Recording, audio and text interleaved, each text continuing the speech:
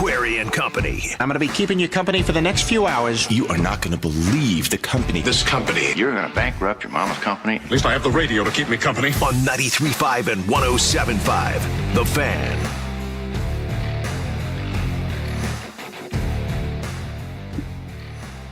Eddie, I would like to know this. I'm going to begin. We got a loaded show today. There's a ton to get to, a ton to talk about, a ton to unpack. It's like Christmas. There's just gifts all under the tree, right? There are no lumps of coal in the stocking. Although last night was kind of that to an extent, but we'll get to that. But I would like to know for you, Eddie Garrison, and your super packed schedule.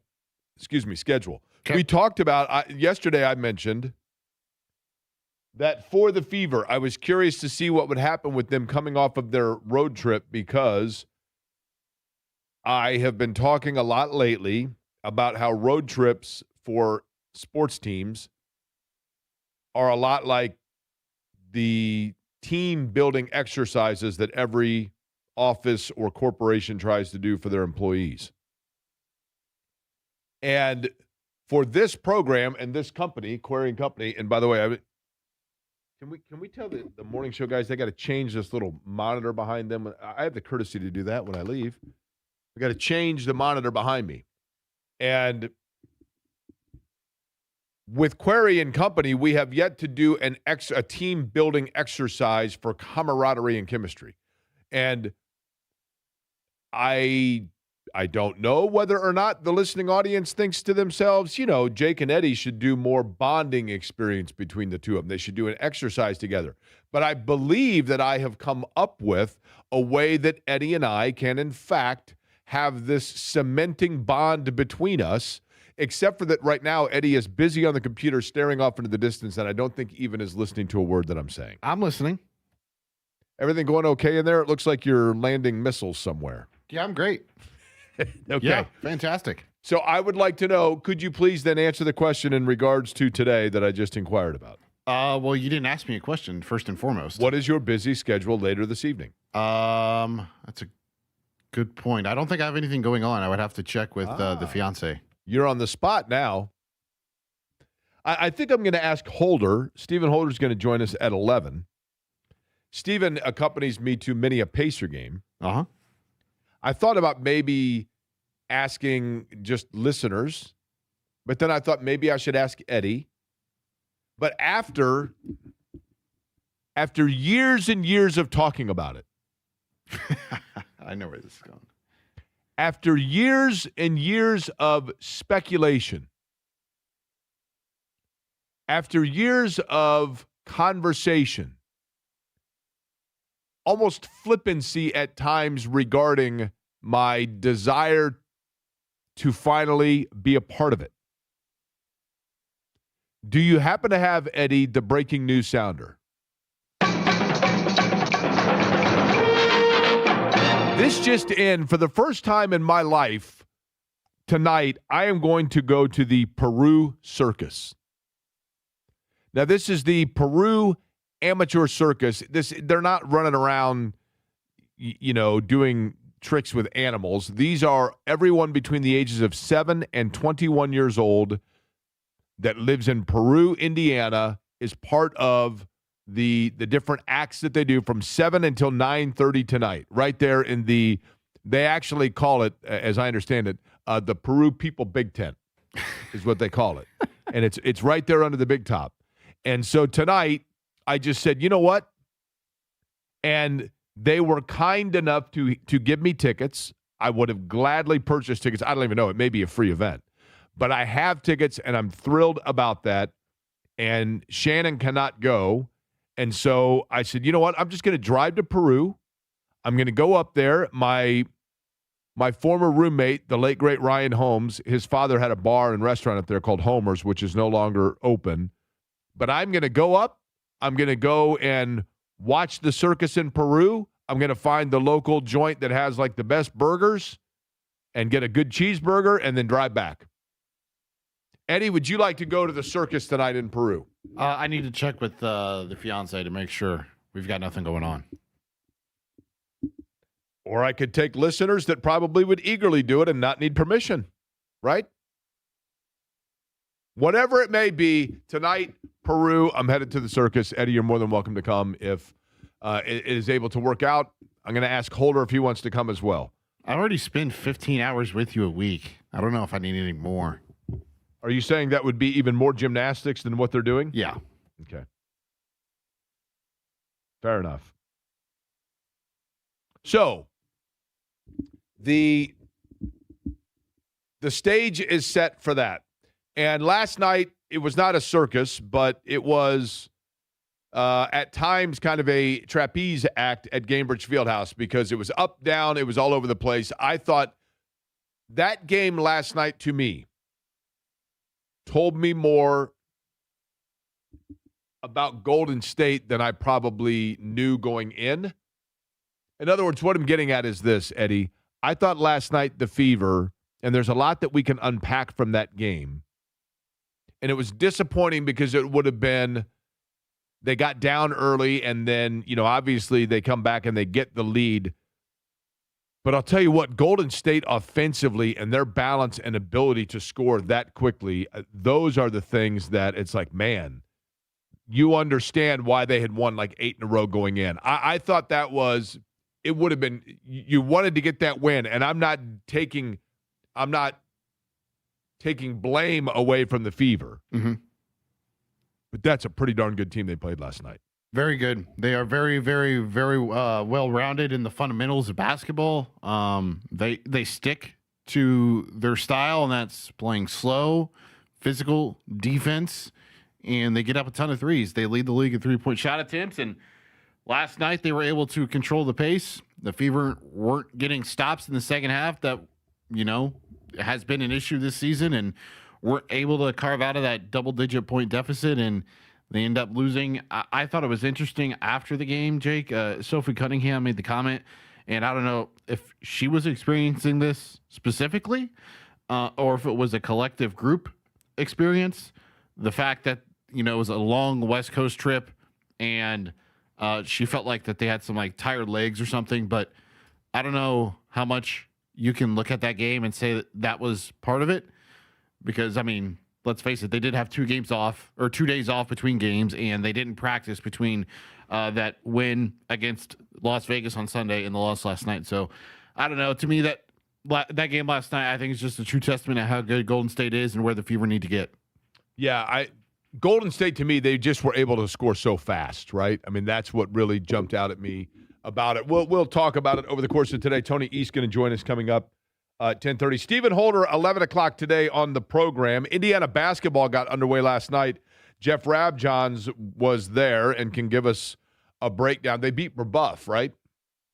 That's right. Alan Henderson and Larry Courtney both had 15. Sonny Troutman, was he Brebeuf? I think Sonny Troutman had 18 last night for Brebeuf, but Indiana getting the win.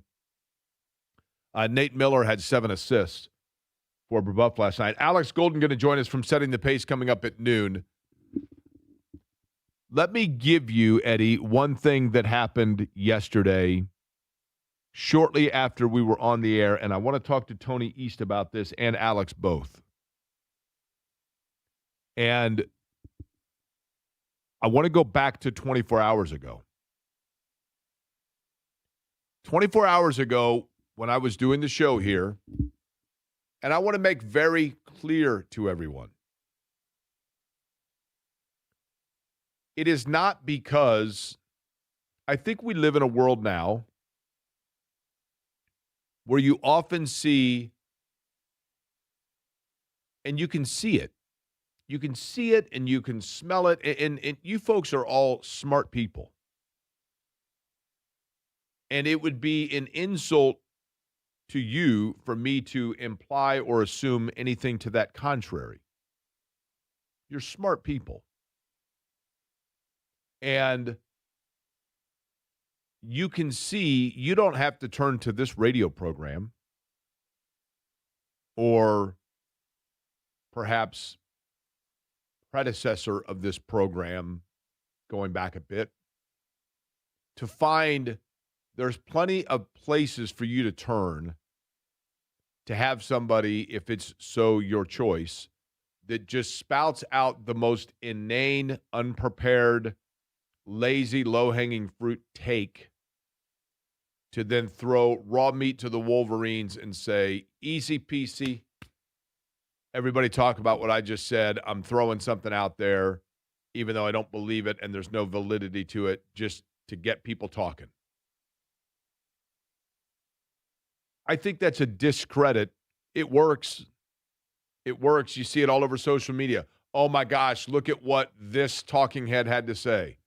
Look at, and you're like, who in the world is even thinking these scenarios are reality? Well, they aren't, but it gets people talking, right? When I talk about what I'm about to talk about, it is not for that reason. It is not because I'm sitting here and I'm saying, okay, we're straddling the Major League Baseball All-Star game, and so as a result, and the World Cup is, the finals are now set, and we can get into that as well, and we will specifically tomorrow talk even more about that. But, we are clearly, and I think it would be a discredit to all of you for me to not confess to you what is the elephant in the room, which is we are in that point of the year in Sports Talk Radio where the topics are fewer.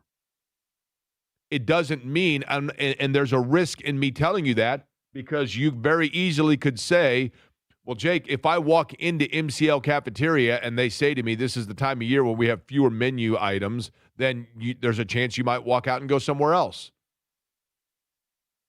Except for that baked tilapia is just spectacular. And so I'm here to tell you folks, it doesn't mean that the quality or what we're trying to do on the radio program goes down. So I'm hoping that you will still listen. So I'm not sitting here talking about LeBron James and the Indiana Pacers because it's low-hanging fruit that I'm just going to throw at the wall and give me something to talk about for 3 hours. I'd like to think this show is better than that, and I don't mean better than that in a snobby way. I mean, I think that's lowbrow stuff. But I'm also candid with all of you about if there's something that I have some sort of an insider knowledge on, or there's something that I know that's going on, I'll tell you and say, hey, here's what I think is going to happen. Like, for example, and I was told this like a week ago, and I think now there's enough out there that I can say, yes, this is going to happen in the world of racing. If you're into racing, okay, if you're into IndyCar racing. And Rahal Letterman Lanigan Racing is a 3-car team. And they're getting ready to go into, with IndyCar, a thing what's called charters, where you buy a part of your program is you buy an engine lease from Honda or Chevrolet. Dreyer and Reinbold Racing has always done a one-off for the Indy 500, but they want to be now a part of full-time the IndyCar series. So Dreyer and Reinbold is on the verge and has basically come to the verbal agreement where they are buying a charter from Rahal Letterman Lanigan Racing, and Rahal Letterman Lanigan Racing next year will be a 2-car team between Graham Rahal and Louis Foster, the possibility of a Takuma Sato joining at the Indy 500, and that third engine lease, if you will, is now going to go and be sold to Dreyer and Reinbold, who will, with a driver to be named later, run full-time in the IndyCar series. Like, I can tell you that, okay? I'm not doing that with this LeBron James situation. I'm not saying, listen, here's where things stand right now as what's out there. But I told you yesterday, everybody else that I've heard about, like with LeBron James, nationally speaking, all you hear from people is, look, it's Philly, it's Miami, or it's Cleveland. And Indiana, there's no chance. And I kept saying yesterday, I'm going to give myself that 1% because I believe it to be more than 0. And I can own that 1%. A very interesting thing happened yesterday that, again, I don't have any sort of, I have not had conversation with the front office of the Pacers. I've not had conversation with, I haven't. I would tell you if that were the case. If I say something like, believe me when I tell you, that's me kind of code saying, I've been kind of told some things. And I've been around for a while. That is not the case here. This is nothing more than, I'm not going to say conspiracy theory, Jake. That's disingenuous and selling myself short. But just tea leaf reading and wondering. Yesterday, I told you that 1%. I just have this feeling between the Halliburton thing and LeBron and their relationship, and it does feel a little too convenient and a little too obvious that if Tyrese Halliburton is in fact sending out now a tweet saying Friday's the day at King James, yes, I think that probably, as I heard James and JMV talking about yesterday, and I think James was the one that made the point, and I would agree with it, you would think that that's simply him promoting that podcast they're going to do together, okay? But, Eddie, let's go back to this, and I'm going to ask you a couple of questions, okay? And Tony East will be able to fill in these blanks a lot better. It is true, is it not, in the NBA that when you acquire a player, that you have to have something like, is it 10% salary match, or you have to have a salary match of some sort, when right? you trade for a player? When you trade for a player. I don't know the exact percentage, but yes. I think it's 10%, right? When you acquire a player via free agency, you don't have that restriction, except for that you have a salary cap, okay? And when you have a salary cap, and there's thresholds and aprons, and we use all these fancy terms, okay? The easiest way to say it is this. If you're parking a car and you see the white line that says that's the end of the parking spot, and then there's another line 5 feet past that and another line 5 feet past that one. You can extend your car into that extra parking space if you so desire, but with each spot that you go past the white line, it costs you even more. You have an even larger fine and payment on your parking meter. That's how the NBA salary cap works. You have the first apron and the second apron in terms of what you can spend. But can you look up for me, please, Eddie? Just Google for me NBA veteran minimum salary. Google NBA veteran minimum salary. Now, what we know right now is this. The Pacers are basically at the cusp of what they can spend before they go in and go to the maximum that they can pay in fines or you know, the luxury tax and et cetera. They're basically capped out on their spending. They don't have a lot of room at the end from a financial standpoint. What did you, when you Googled it, what does it say is the NBA veteran minimum for 10 years or more in the league? $3,634,153. Okay, $3.6 million. Can you look up for me yesterday any news that the Pacers may have had in terms of transactions that took place? Quentin Jackson's contract got guaranteed yesterday. Really? They guaranteed his contract? Yeah, if they didn't release him yesterday, it would. He was on a non-guaranteed deal. Right. So with him staying on the roster, it became guaranteed. Okay. And that guaranteed roster that they picked up yesterday was how much? Yeah, let me find the exact number. Because in the NBA, when you make a trade, you've got to be within like 10% of salary. But just out of curiosity, the amount that Quentin Jackson is paid now based on what it was that they picked up that is now guaranteed? $2.58 million. $2.58 million. Okay. And by the way, if I'm not mistaken, 10% of 3.6 million, that means you're taking, you know, my numbers get, so you're looking at like 3.3, 2.5. Okay. What was going to happen? And I don't know this, so I'm asking you legitimately. What was going to happen for the Pacers and Quentin Jackson if they did not guarantee his contract yesterday? Then he would have been a free agent, I think. So they picked up his option, and they're guaranteeing now. They are on the hook for his contract, correct? Yes. Okay.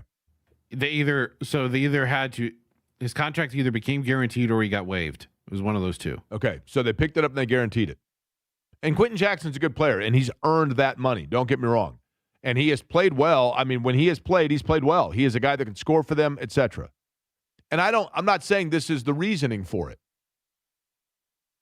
But if you needed to clear space to pick up a veteran minimum contract, you now have a contract that is within the same realm of what that would pay that you could send away for a future second rounder or cash considerations later or whatever it may be to whoever needs a high-scoring off-the-bench guard, and you just freed yourself up money. LeBron James, if he comes to Indiana, is clearly going to have to come here for the veteran minimum unless they make some sort of a trade where they unload a ton of money for a bunch of assets that are not going to get paid and go against their book this year. But they have, my point being, the flexibility and the option, if that were so there, one would assume, to be able now to maneuver in such a way. And again, this all comes down to, and I think that we have it we have ingrained in our minds, we have it branded in our minds. LeBron James is such a force in terms of as a player, but as a brand, that there is no way that LeBron James is going to end his career playing for the Indiana Pacers. And I remind you, Michael Jordan ended his career playing for the Washington Wizards. Hakeem Olajuwon ended his career playing for, was it the Toronto Raptors? Patrick Ewing ended his career playing for the Orlando Magic. And this is not that situation. The Pacers are on the cusp of potentially being right back where they were, which is competing for an NBA title. And I do think, and I'm probably one of the few that feels this way, but it is my belief that LeBron James at the age of 41, I don't think LeBron James, and I know people are going to totally disagree with me on this, I don't think LeBron James is one of those that's like, no, I've got to be the man, and I've got to be the one that holds the... No, I think LeBron James is the kind of guy now that understands what his role is. And he understands, I'm a fabulous player that can be a leader on a team that needs leadership or just needs a little push to get to the final edge. And I think if you look at when he teamed up with Chris Bosh and Dwayne Wade, that was all done when they were combining talents together away from the NBA, playing for a Team USA. And those conversations took place probably years before, and we were stunned when it happened at the 11th hour to be Miami. All I'm saying is I just don't think you can, with 100% certainty, rule out the possibility those conversations have not taken place with a gregarious leader of the Indiana Pacers that everyone knows has his team on the cusp, but what is the one thing that everybody talks about that Indiana could need or use assistance with? Wing defense and wing scoring. And I know the guy's 41 years old, but he's a pretty good defender, and he's got a pretty good feel for the game. All I'm saying is I don't think you can say it's zero. I don't think you can say it's zero. Now, maybe I'm just overly optimistic. Did you watch yesterday the World Cup, Eddie? I did. I did watch that game. I'm telling you. Did you watch it? I did. I actually, you know what? I listened to it. Oh. Oddly enough, I listened to it. I have I have a major question about the World Cup. I think Tony East can answer it because Tony's a sharp guy. So we'll talk to Tony East about the fever. I'm going to ask him the question about the Pacers deal as well, and my burning World Cup question.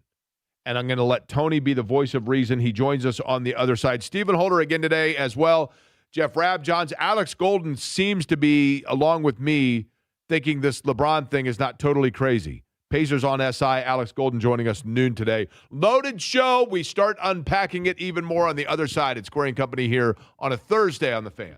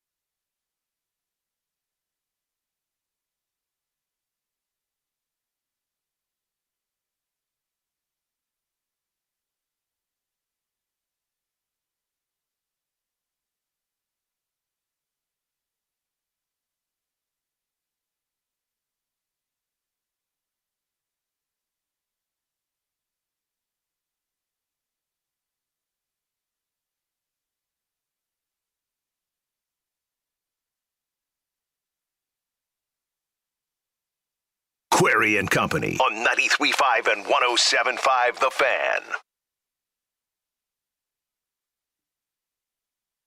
By the way, tomorrow, Eddie, I think, speaking of the World Cup, and I've got a big World Cup question for Tony East here, but Lori Lindsay, I think, is going to join us tomorrow. I sent her a playlist of Oasis, and she's promised that she's going to navigate through it, and then we're basically, instead of the World Cup, going to talk about British music tomorrow. Is that okay with you? Yeah, I suppose that's okay. You seem distracted again. I'm not distracted. Tony East joins us now, and I'm sure thrilled to be doing so based on that segue. Of course, you can see and hear and read his work in a number of different places. Those places in which you can see and hear and read his work. Locked On Pacers, Circle City Spin, also like a number of different media outlets, including this one. Tony, I have a World Cup question for you. Are you ready? Oh, yes. Okay. On a 1 to 10 scale, I would like to know before going into the World Cup, your level of enthusiasm about the World Cup. I'm usually pretty excited. I was way more into soccer when I was like in high school. Okay. So I was like a 10 back then, but I would say probably like a 7 or 8 now. It's still super fun. Okay. I don't dislike it, and I'm admitting my ignorance here, okay? But I was listening to the match yesterday between England and Argentina. And I'll give them credit, but the Fox broadcasters, they're on board now with the have, the singular plural thing. Like England have played well here. You know what I mean? Argentina have disappointed, whatever it might be. That's fine. And they go like almost over the top with it. But here's my question. England's team, if I'm not mistaken, they are known as the Three Lions, correct? Yes. Okay. So 3 Lions, plural, right? So England, 3 Lions. So if 3 Lions is plural, you would say the 3 Lions have played well today. Fine. So wouldn't that mean England, you would say England has played well today? In other words, you wouldn't say the Dallas's Cowboys or the Indianapolis's Colts. It's the Indianapolis, singular, Colts, plural. So why in the soccer terminology here, this is the kind of thing that keeps me awake at night, and at 3:48 in the morning, I'm staring at the ceiling, and it's still going through my head trying to figure this out. Why did we go plural for both the location name and the team name? That is a great question. I wonder that a lot when I read some Webb's stories about a team we might talk about now, the Indiana Fever, when their style guide suggests that singular team name should be like the Fever is or something like that. It just sounds so wrong, even if it is grammatically maybe correct. Shouldn't it be about what sounds right or like how people actually talk?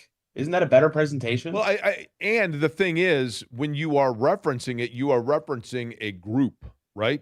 Right. And a group would be plural. I agree with that. And the other thing, I've got to admit this, and then I promise I'll let the kids down the hall have this conversation more than I. But didn't we just get done with like a 2.5-hour firework extravaganza celebrating the fact that 2.5 centuries ago we fought away from having to speak with this crap all the time and follow everything that they say? We spent forever making sure there is no you in the word favorite. We're going to get this grammar right. That's correct. On this broadcast. That's correct. All right, let's begin with this. The favorite last night, perhaps going into it, was Golden State. Look, the Valkyries are very, very good, and I think offensively they are extremely efficient. And they came out and immediately jump out to that lead against the Fever, who then kind of had to play catch-up. They did get themselves back into the game. Did we learn more last night? Was that more about Indiana, again, having defensive deficiencies, or was it more about the fact that Golden State is that good offensively?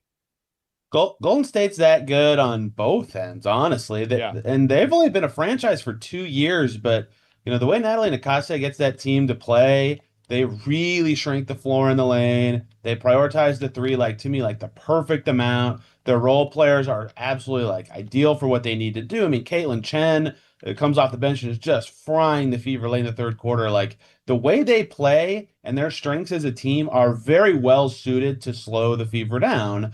And I think you've seen that over the last 2 seasons, where the only win the Fever have was that one earlier this season in Cambridge, and they lost in Golden State. I think only by like 2 or 3 points still, but right after that, the Valkyries are, like you said, very good, and you wondered last night after the Fever's game in Vegas if they had their lick back and they might look pretty good, but they've really struggled with them the last couple years, and so even though it was top offense versus top defense, I kind of just thought it was a little bit advantage Golden State because of those stylistic advantages, and the way they defend in particular.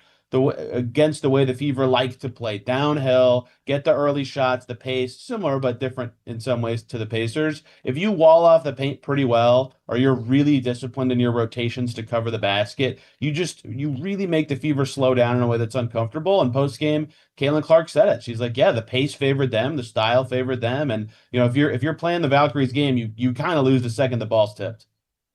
When you look, Tony, at Tony East is my guest here, and I want to talk Pacers obviously as well, but the Fever themselves, and I know it's chicken and egg question here, and I apologize for the redundancy of it, but I still myself can't necessarily figure it out. I'm starting to lean, though, one way on this. Are the Fever a better team when their offense runs with Caitlin Clark facilitating it and then operating it through Kelsey Mitchell into Aaliyah Boston, and Clark is the navigator, as opposed to it going through Caitlin and her getting the first look scoring-wise? I think their absolute best number one moments of ever are when Caitlin is looking to shoot and score most of the time, because, I mean, you even saw in the second quarter yesterday when they were starting to kind of mount their comeback, like, these were both passing plays from her, but her gravity twice, where she's flying up the floor in transition and 3 Valkyries players run to her at the 3-point line, and Michaela Timpson is wide open. And then not that long after, a very similar play, she's patient in the lane, gets Aaliyah Boston the same basket, right? That is because of her scoring gravity and her shooting. And I know that she hasn't shot it particularly well this season. In fact, it's been pretty below average for her standards for much of the year from a shooting perspective, but that her scoring is what makes it all possible and what opens it up. So to me, they're absolute apex, best possible offense, kind of what they showed in Vegas, although maybe a smidge better than that, is when she's doing both. But I do think that when they are the most consistent, or their offense is hitting an 8 out of 10 for themselves expectations level, it's when it's all clicking for all three of their stars, and that is usually more attainable when Clark is in a facilitator role more so than a scoring role. That did happen in Vegas. She was passing very well. I think she only had 12 points that night and on her minutes restriction, and it's just something they're constantly figuring out. Like, you look at the numbers when they have all 3 stars on the floor versus just 2, and it's always a little better when it's just 2. And I think that's because they have a lot of consistency when she's in facilitator mode, even though their ceiling is obviously with all 3 of their stars out there. So I still think it's when she's in kind of do it all mode, but I do understand that there's a lot of evidence pointing in an opposite direction. That's just because I think of the number of reps they've had doing something different and the amount of success that Kelsey Mitchell obviously has as a scorer this year. Okay, one other Caitlin Clark question. Last night, I know there was a lot Debbie Antonelli pointed out on the broadcast, and I saw a lot of people speculating that her actions and the temperament towards the officials, when there was a non-call on one end of the floor, and then I think it was a call on Aaliyah Boston at the other end of the floor, and Caitlin Clark is extremely upset about it. And there were a lot of people that were like, she should have gotten a technical foul. For all of the conversation that we have about how other players get a pass for playing her physically, does Caitlin Clark herself actually at times get a pass because there is so much spotlight on her, the officials are hesitant and can swallow a whistle at times when other players would have been given a tech? Yeah, that one was a very aggressive approach of an official. The thing about these that's so hard for me is I never know what they say, and it's hard to judge. Also, that was the same official last night that gave her the tech in that game against Phoenix that she called out by name in the post-game press conference for the clapping, which was like her softest tech of the season, she thought, right? So maybe some balance has been done. I think 1 tech in total for those 2 exchanges is about right. So maybe that's possible. I mean, if you're on the refs a lot, I think your band for a tech's going to be a little higher, just because there's going to be more constant interactions and things of that nature, especially when you are, the book to defend Caitlin Clark well is physical defense, right? It is, and that's what teams should do if they want the best chance to slow her down in a game. So that does make it, more plausible that that her responding in that way could happen, and I think this would require a more thick-skinned approach to a technical foul situation there. Were you surprised, Tony East? Tony East is my guest, by the way, on the Swab 2-in-1 hotline. Swab Men's 2-in-1. Make it faster in the shower, and you're still going to smell and look great, like myself, for that matter. Just be suave. Tony, were you surprised yesterday by the Pacers, or to what do you attribute the Pacers' decision to pick up and guarantee the contract to Quentin Jackson? Not surprised at all, because he's good and his contract is pretty cheap. For a reserve player on this team, I think that there's two things they would want for their guys who aren't in their nightly rotation. It's either somebody they can trust that when they come in, they're going to produce and play well and have a clear role that helps them, or it's somebody who's young and can grow into becoming that player. And I think of their four guys who project not to play right now, Johnny Furphy is kind of the latter. He's the young guy who projects to play one day, but maybe not this season, especially after his ACL injury. And then Quentin Jackson and Larry Nance and whoever doesn't play between Ben Shepherd and Jarris Walker is the other spot. The guys that when they come into play, they can be trusted and they fill a certain role and they're talented and worth the contract that they're on. And, last year specifically, I get that they were super hurt and they didn't have a lot of options, but Jackson closed many games, including games that they won against good teams throughout the season. And even people forget this part because that season had so many things happen. But when they started 2 years ago, 10-15, Jackson was routinely in their rotation at the start of the year and helped keep them afloat during that time when Halliburton was really struggling. So I don't think it really signals much of anything as much as people are searching for anything here other than that he's a good player and is making a cheap contract. And so they said, yep, perfect, guaranteed. He's on the team this year. I think that's all it is. Okay.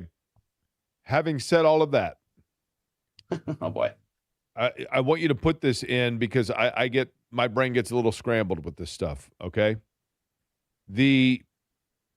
Without using the terminology and stuff that can lose people, myself included, the NBA salary cap is approximately what number?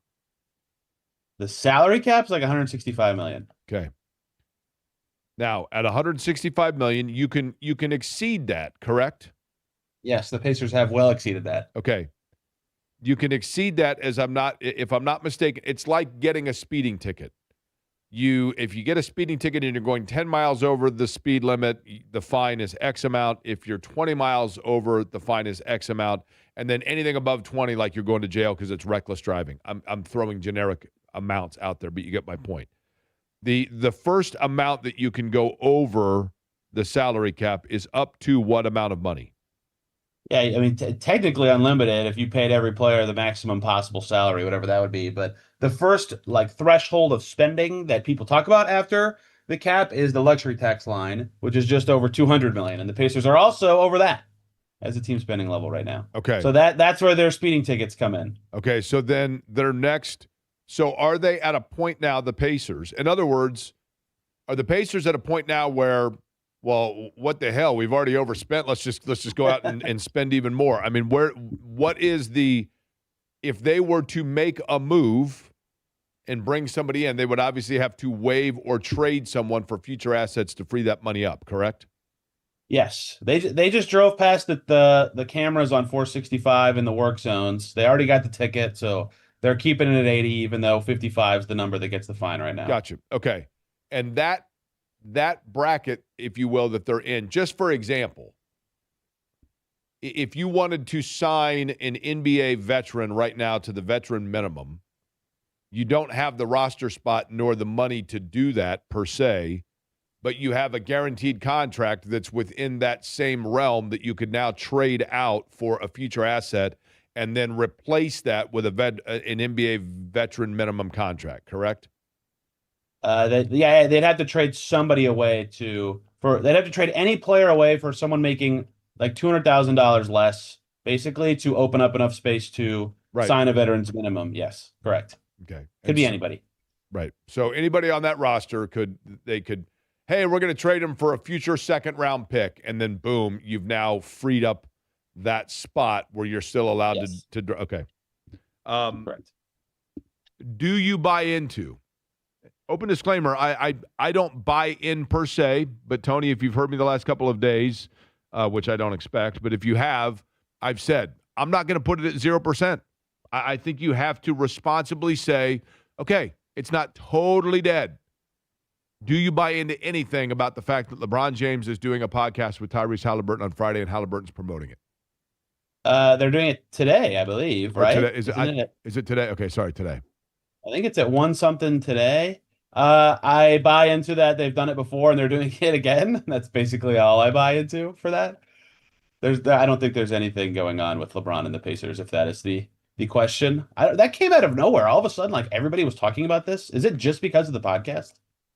I think it's a couple of I got things. asked about this a ton yesterday. Yeah, no, I think it's a couple of things. I mentioned it like a week ago.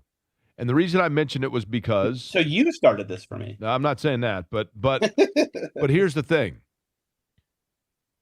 I don't think that you can rule out. I think AAU basketball changed a lot of things, Tony. I really do. And I know this sounds crazy, but I think in AAU, we are now in, and I remember when LeBron James entered the NBA, I remember saying we've entered an arena now where it's not about where you played in high school. It's not about where you played in college. A lot of times it's about what summer league program you came up through or what, like now, we're going to have Jeff Rabjohns on today. And Rabjohns now, when he talks about recruiting, oftentimes instead of saying it's a player from Lawrence North, he says Lawrence North as well as Indy Speece Heat Runners or whatever, right? The program, the summer programs are as much a part as anything. And in the summer programs, oftentimes you kind of hop around from team to team. Your team gets beat in the semifinals. You can pick so many players off the roster. Now you've joined that team. And that mentality now, we now have an entire NBA of players that have grown up in that realm. Nothing wrong with it. I'm just saying that is more the norm of the mindset. And so for a LeBron James, for a lot of people that would say, why would he go to team A, B, C, or D, or is he ring chasing or whatever it may be? I think playing with players in the summertime, or in this case for Team USA, and forming bonds and forming relationships and forming trust and respect for a player, it cannot be totally dismissed the possibility that two guys sat over a pizza and said, you know what, we should hook up sometime and see what kind of noise we can make. I don't think you can dismiss that. I think it's how he ended up in Miami the first time, and he's at the twilight of his career now. And I think he knows that a player that he likes and enjoys is very close to potentially competing for a championship again. And so therefore, I don't think you can totally dismiss it. I think ironically, the thing you're talking about happened very famously on a trade that didn't happen. But, the NBA chatter for forever was when the Damian Lillard was getting traded from the Blazers and the whole world thought he was going to the Miami Heat. The start of that relationship between Dame and the Heat came from Dame and Bam playing together on Team USA, right? Like that is a breeding ground for those sorts of things. And I know everybody did the joking questions to Tyrese about recruiting and things like that when he was on the Olympic team and even the World Cup team that LeBron was not on right before that. So that is a thing that happens, yes. But the Pacers now do have obviously if the insinuation is that LeBron would pick the Pacers, they would have to make a trade to clear money. So I don't think they would have guaranteed Quentin Jackson's contract if cutting him would have gotten them LeBron, but I don't know that. But what I'm saying is by picking up the contract, you now, if you know that is, if you need a piece that you can part with that frees things up, then you pick it up anyway because you know, hey, this is potentially a piece that we're moving anyway. I'm not saying they would, but I'm just saying if LeBron James calls you and says, you know what, I'm kind of interested here, then you figure things out. That's my point. If he said that, I would have cut Quentin Jackson two weeks ago if I'm the Pacers. Well, but if they would have waived, I guess so. Would the same amount have gone off their books had they waived him 2 weeks ago? No, they would still open up the spot and have enough space to sign him. But the pro of trading him, in theory, could be, or trading someone who makes more than him is you could get 2 open spots. You could get up to 2 minimums. Because they don't have a full team. But that would require trading somebody who makes a little bit more than him, if I'm correct. Circle City Spin, Locked On Pacers for Tony East. Tony, appreciate it. Thanks for having me, guys. I appreciate it. About 10 minutes from now, Stephen Holder. And Stephen's used to going to Pacer games with me. We've done a lot of that. I'm going to ask him if he wants to go into the Big Top tonight. And that sounds weird, doesn't it? That sounds weird. Sounds inappropriate. Yeah, I know. But it's going to be appropriate when I ask him because Eddie has yet to answer or confirm. We'll explain everything I'm talking about next.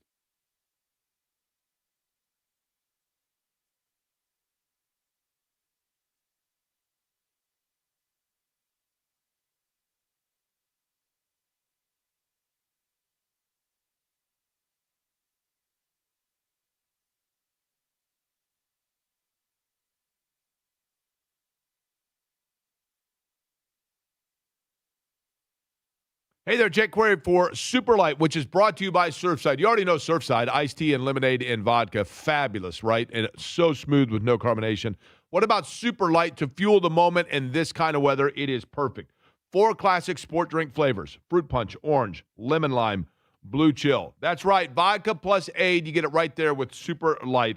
And perfect for the rec league, perfect if you're playing outside right now, whatever it may be.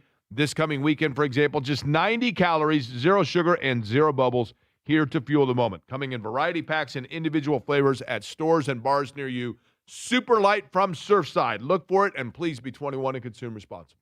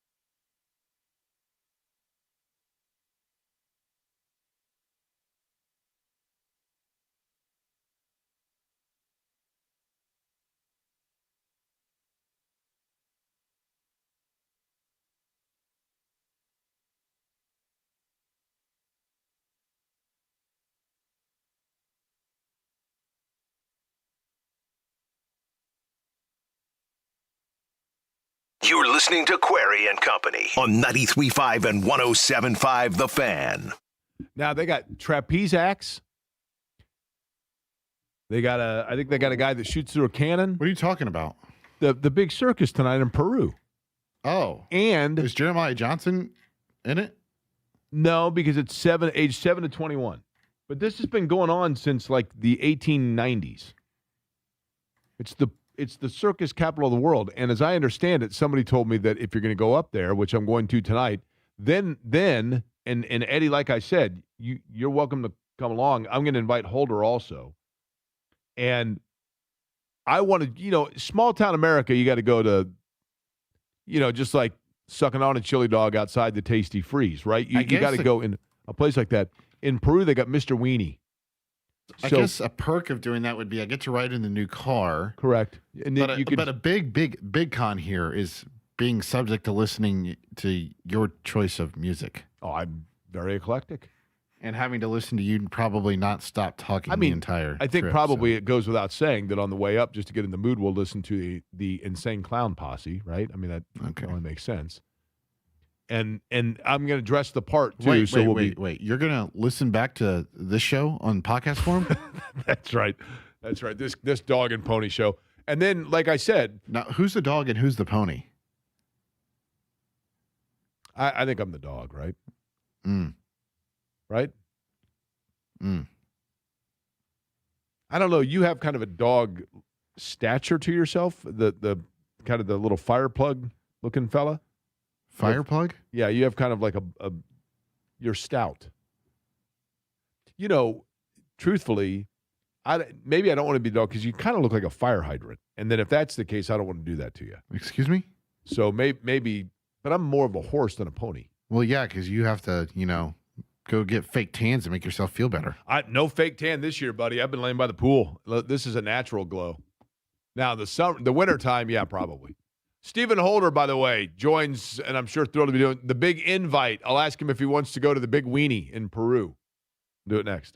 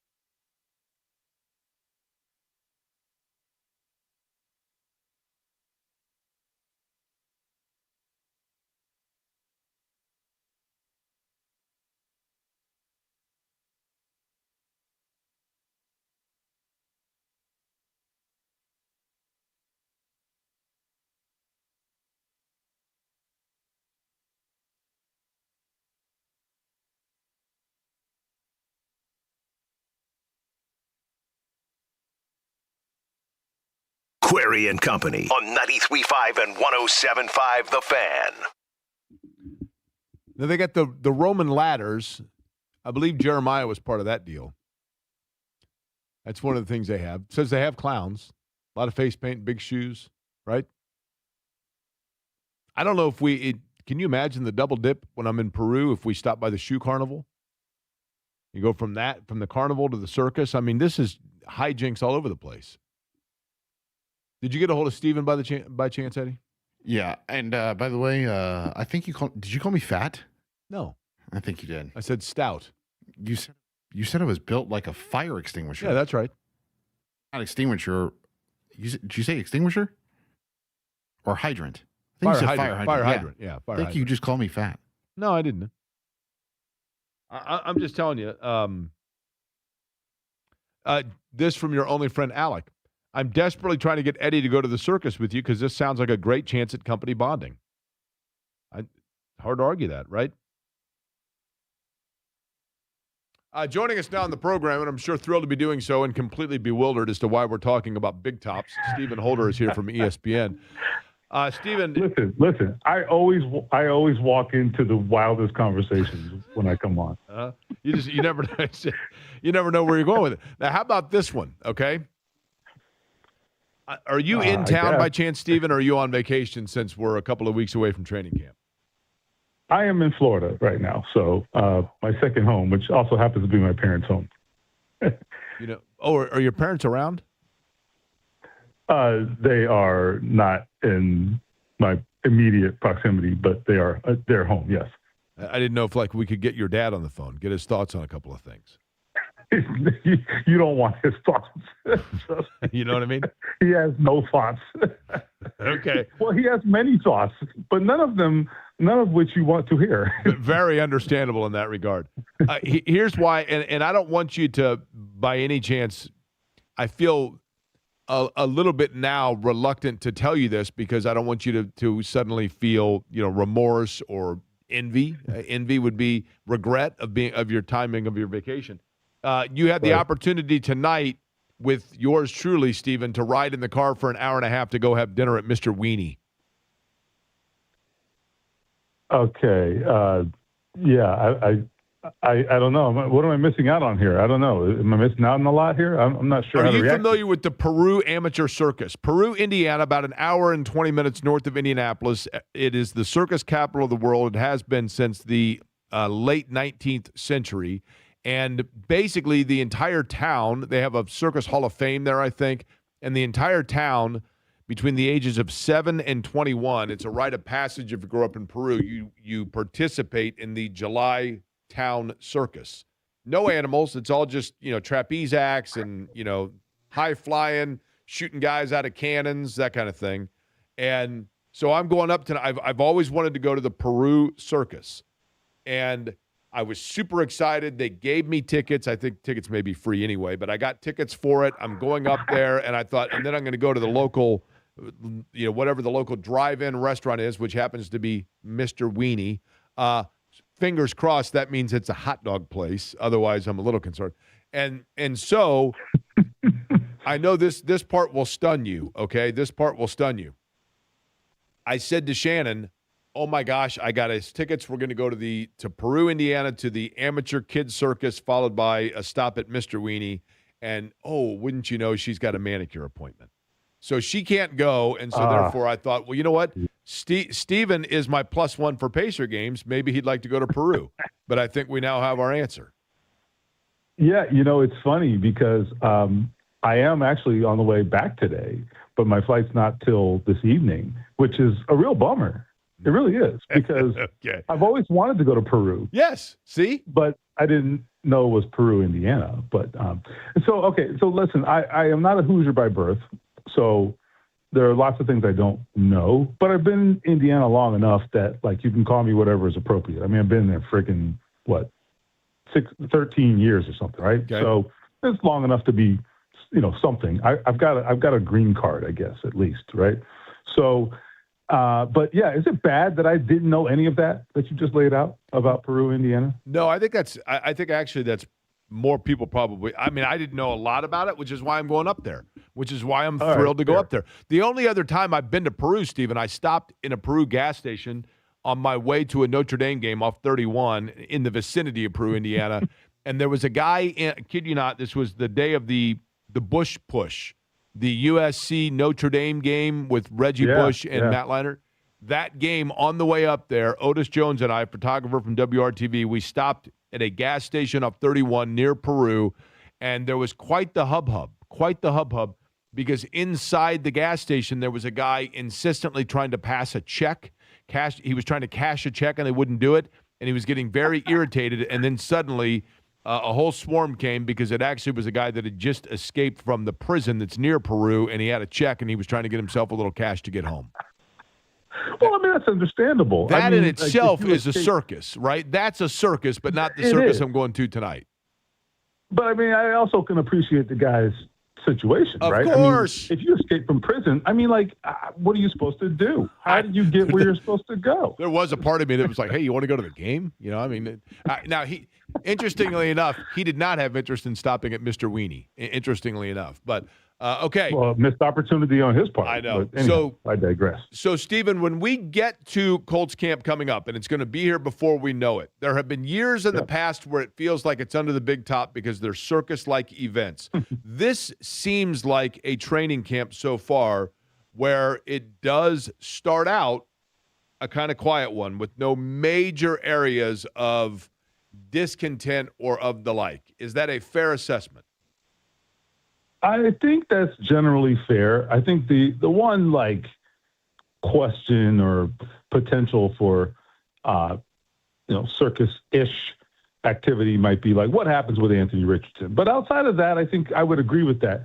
Now, here's the danger in that. We've been there before, okay? Because this is the NFL and nothing is ever normal, okay?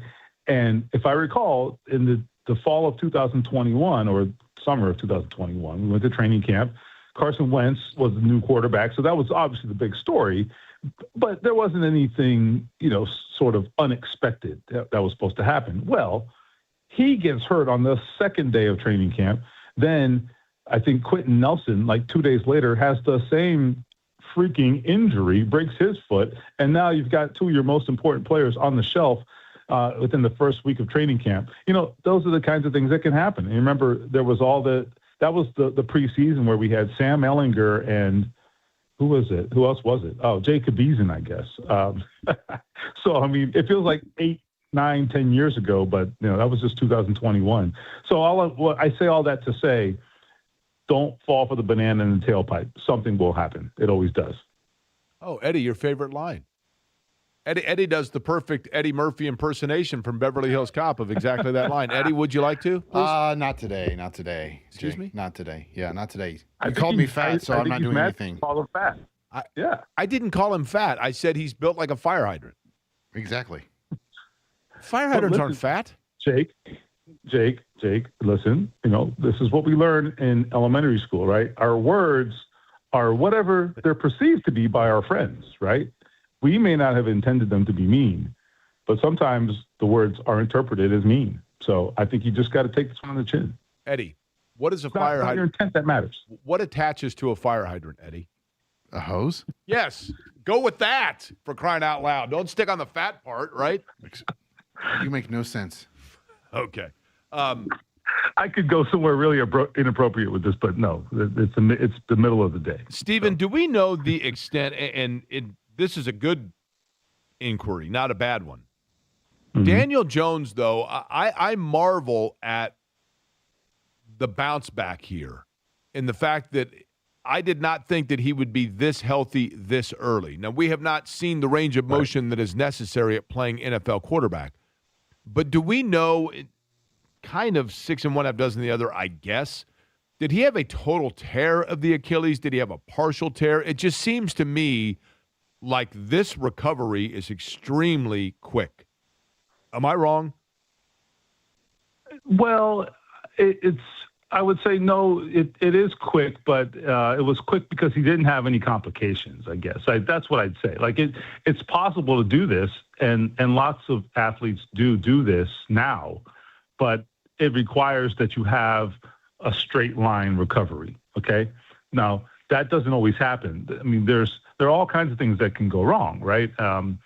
We saw it with Deshaun Watson. Deshaun Watson had this same injury, and I think 8 weeks after surgery, he retore it, right? And I don't know if that was his fault or his team's fault in terms of how the rehab was going. I can't speak to how it happened, but it happened, and it is something that is not out of the realm of possibility. It does happen. It's a risk.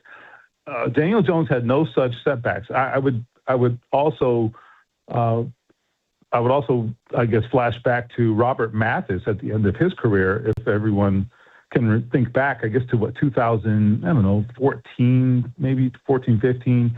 If you remember, he had an NFL suspension at one point and was working out while away from the team. He had a PED suspension.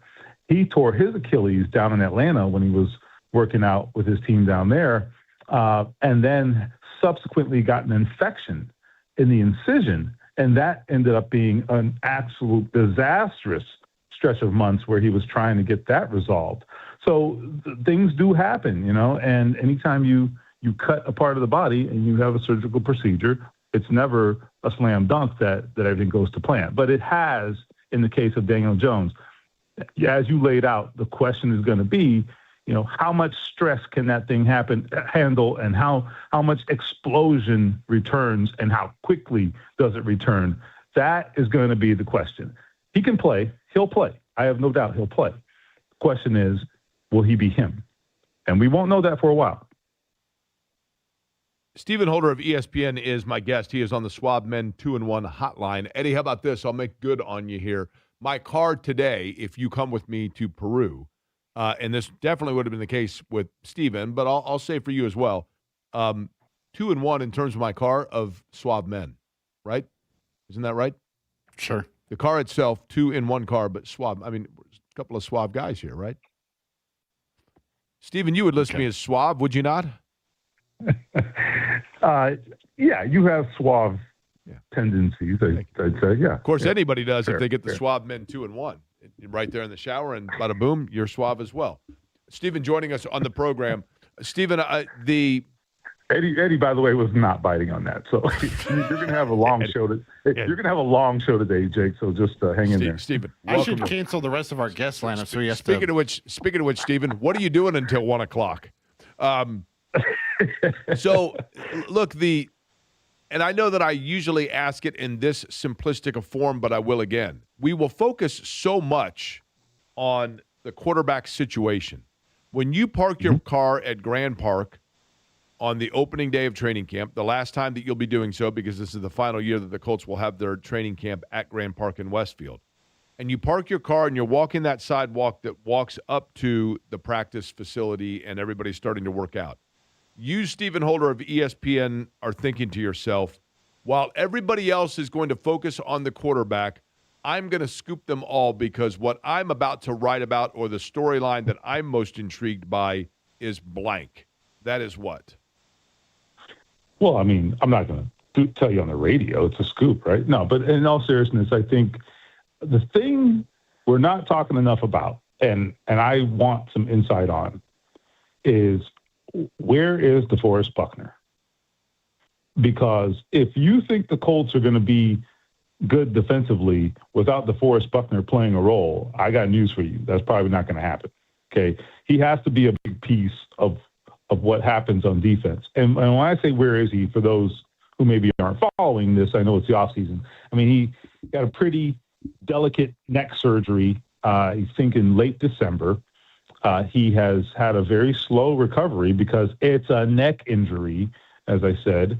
And, they have really, really brought him along slowly. He did nothing, and I mean nothing, throughout the offseason.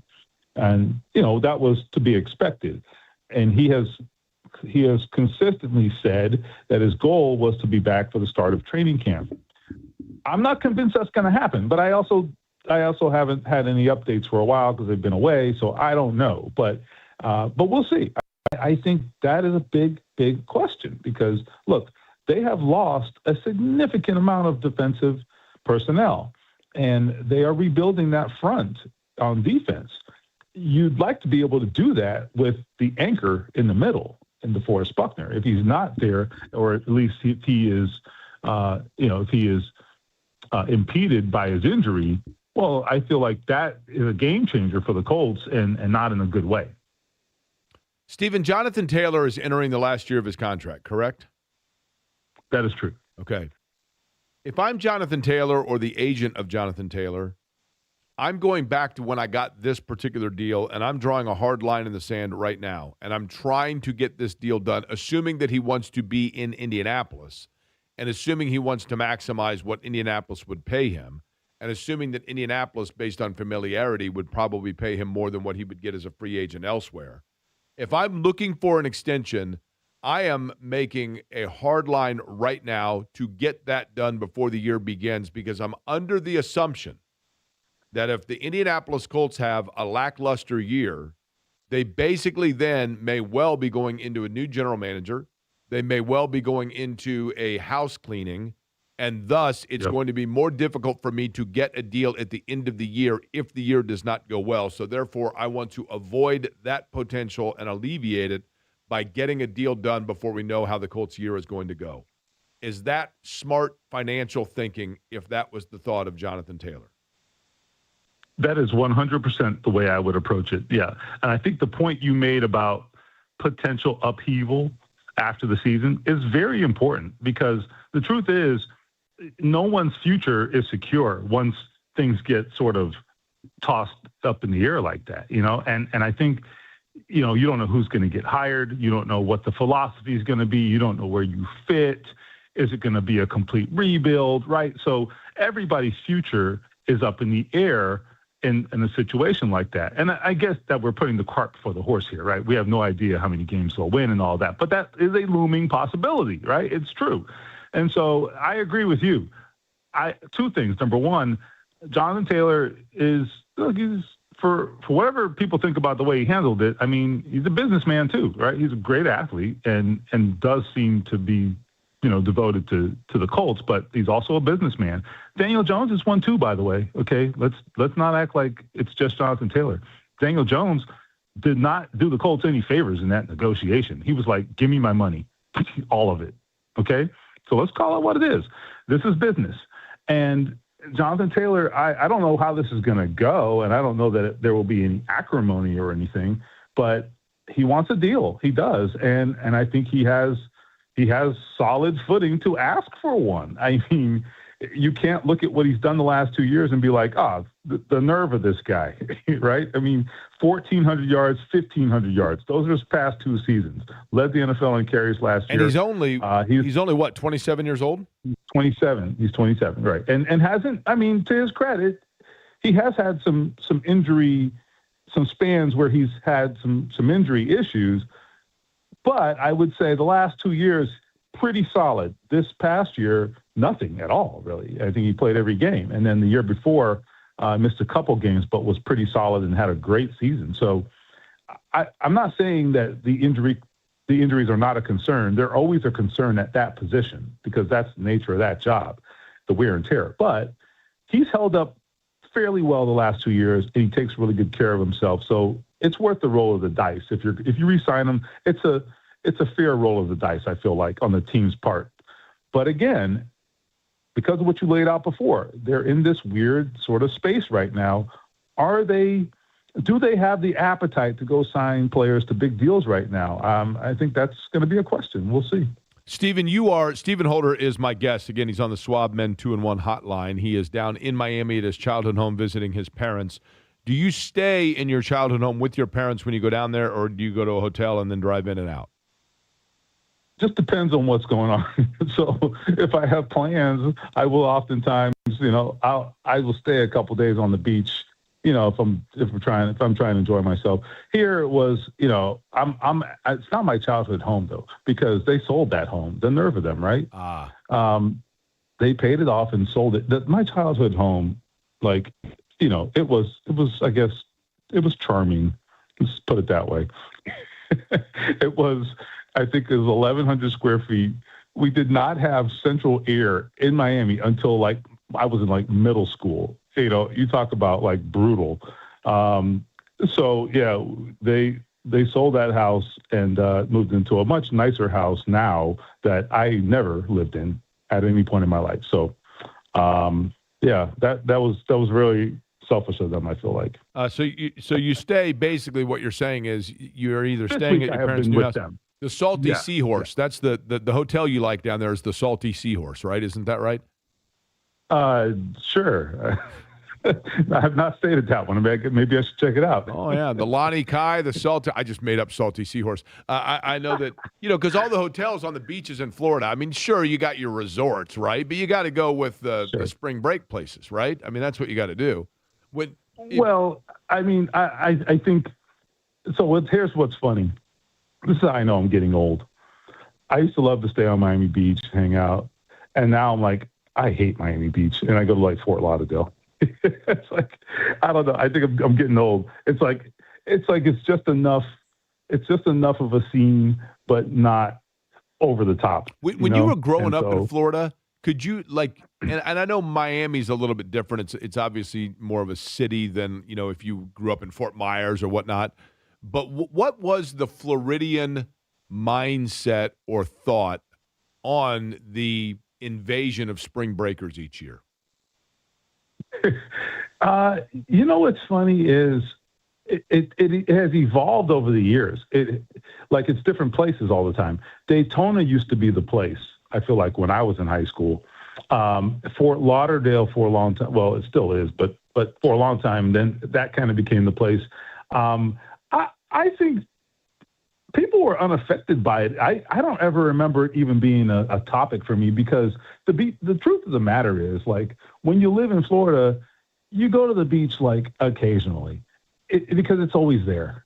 You know what I mean? Like, you would think, now if you live on the beach or something, then you're obviously more directly affected. But I mean, most people don't live near the water. I mean, they live in proximity, but most people don't live on the water. The ocean is to a Floridian as the circus is in Peru to a Hoosier, right? Exactly. It's always there. It's been there since the circle. 1890s. You just take it for granted, and you're like, yeah. And so until this year, when I'm making the pilgrimage up, and we have yet to get a commitment from Eddie, but it's going to be literally tossing kids through the air out of cannons and then going and getting a hot dog and a coney dog and driving back, and fun for all, right? I mean, it's a hell of a sales pitch, Eddie. I don't know. Maybe you should reconsider. But he did call you fat. I know. I did not call him fat. Stout.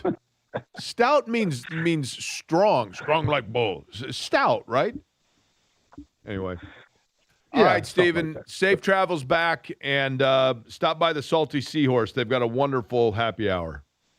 That sounds like a plan. All right, Stephen Holder enjoy joining Peru. us from ESPN.com. I'm telling you, I think Stephen is deep down, he wishes he was here to be able to go to the circus tonight. Somewhat fat or a heavy build. That is the definition of stout. So thank you, Jake. Somewhat fat? Yep. You're the one didn't you say, what did you tell me one time when it was cold outside? I didn't say anything. Maybe Olivia said it. What did she say about you when there was cold weather? I was insulated. Okay. Now, can you look up insulated? What does insulated say? I believe Olivia told you were insulated. What is insulated? Does it say? Protected by interposing material that prevents the loss of heat or the intrusion of sound. Okay. Okay, sure. So which do you think is a more subtle inference of and again, I didn't say fat. Well, she immediately walked it back and realized what she said, and she apologized. You haven't done that yet, so. I didn't say anything that needs an apology. Stout. Okay. Alejandro Kirk of the Blue Jays, the catcher. Yep. Fat guy, right? Husky. He's a husky fellow, yes, right? Gary Brackett. Stout. Gary Brackett, as a linebacker for the Colts, was stout. I wouldn't say that means he's fat. It means he's stout. A Guinness, a beer, a dark beer is a stout. Why? Because it's darker, it's stronger, right? It's strong. It's a stronger beer. It's got more body to it. I think stout, when I think stout, I think sturdy. I'm not walking anything back. If I thought you were a fat guy, I'd tell you you're a fat guy. I don't think you're a fat guy. I think you're stout. Sturdy. Are you not going to do your banana and a tailpipe voice? Nope. And I think it's just you the rest of the show. I don't think well, Jeff Rabjohns and Alex Lloyd are joining anymore, so really you have to fill. Yeah. What happened at Rabjohns? Oh, I made the executive decision to make you have to suffer by trying to host a show for the final hour and a half by yourself. And you think for a split second that the way to make me suffer is to make me have to just hear myself talk? Yeah, without my help, yes. What do you think I do for the rest of the day when I'm not here? Jeff Rabjohn's Indiana was in action last night. They were taking on Buff. I'm not sure how many Larry Courtney had, but we'll find out next.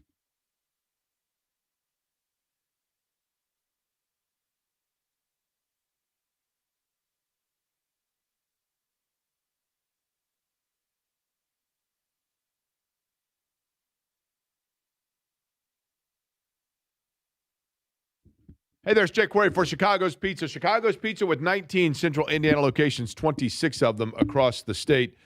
You know, you heard me mention Ron Epple on the ads about how Ron Epple started Chicago's Pizza back in 1979. And I took Ron and I have gone to a couple of Pacer games together now and went and met him when we first began this partnership.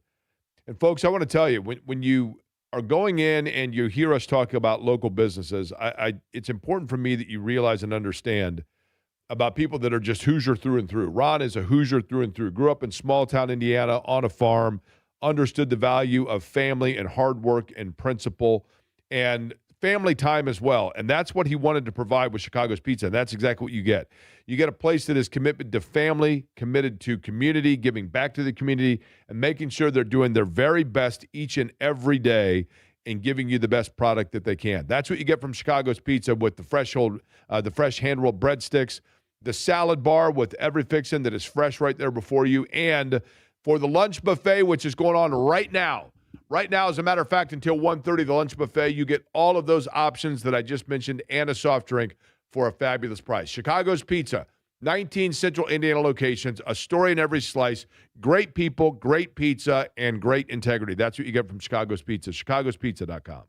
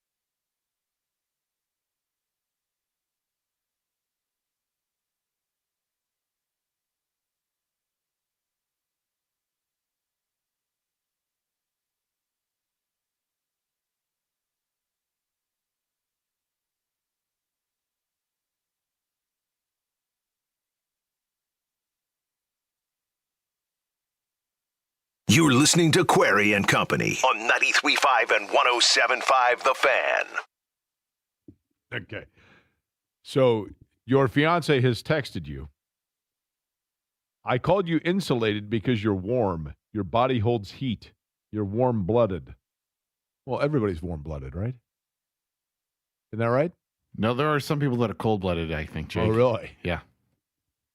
Well, certainly basketball players, when they get on a heater, don't you say, like, they're cold-blooded, right? Ice in his veins? Ice in his veins, incorrect.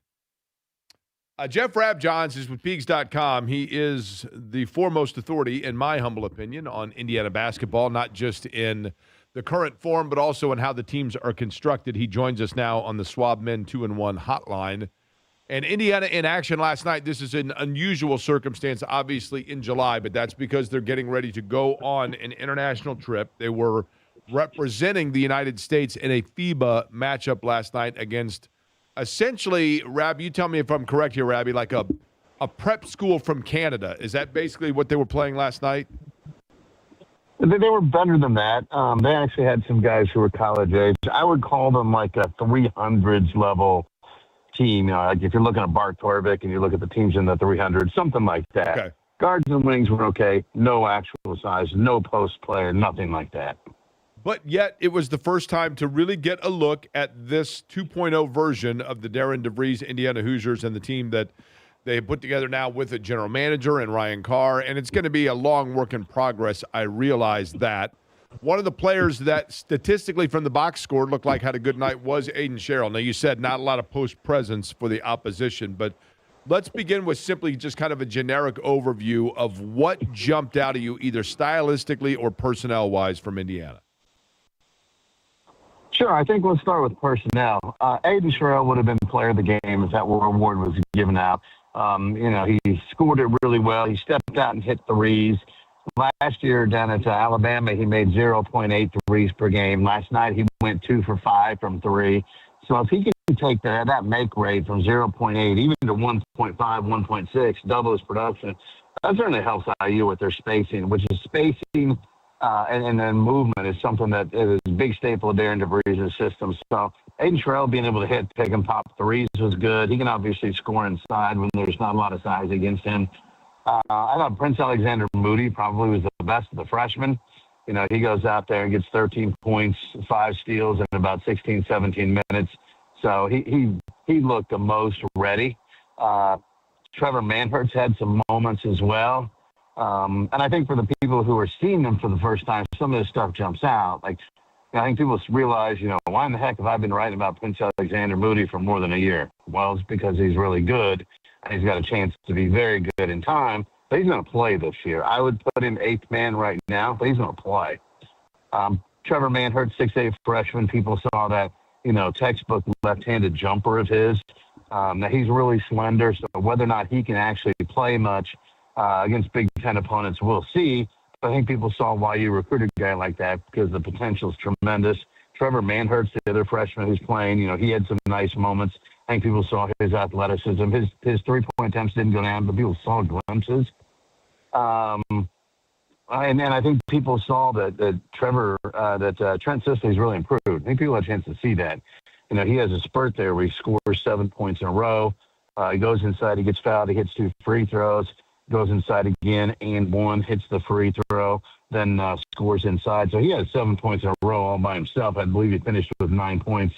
So I think people saw the improvements to Trent Sisley, including some just the physical improvements he's made. He's gotten stronger, but he's also just gotten quicker laterally on the perimeter. So the strength will help him inside. The quickness will help him when he has to guard guys who are a little more inside-outside type. Marcus Burton was good. Marcus Burton, let's be honest, if he wanted to go out there and get 25 last night, I mean, Jake, he could have done it. Right. He's quicker than everybody else on the court, but they wanted to get some of the young guys on the court. They wanted to look at some lineups, and really they wanted to get some of the younger guys on Assembly Hall. Just get them out there, get them on the court, have them understand this is what it looks like when you're playing. Okay, now the place isn't very full; it's only several thousand, so that would be a little bit different. But they wanted to get him some court time. So Burton, he's really good. He just he was smart. He understood what they were trying to do. They also wanted to get Bryce Lindsey some time at point guard. Bryce Lindsey's probably going to play backup point some. And then the other guy who obviously I think people noticed, Darren Harris. He goes out there and he shows his shooting stroke, including from several steps behind the arc. So some of those were 25, 26, 27-foot threes that Darren Harris made. He's a transfer from Duke. Didn't really play much for his 2 years at Duke. I remember seeing him in high school. He played for Paul VI in the D.C. area, traditional power, kind of like their version of a North Central or Lawrence North type. And he also played for Team Takeover, which obviously I think people remember as where Victor Oladipo played, and some other guys. And he was really, really good. He was a national top 40 kid coming out of high school, 6'4", 6'5", shooting guard.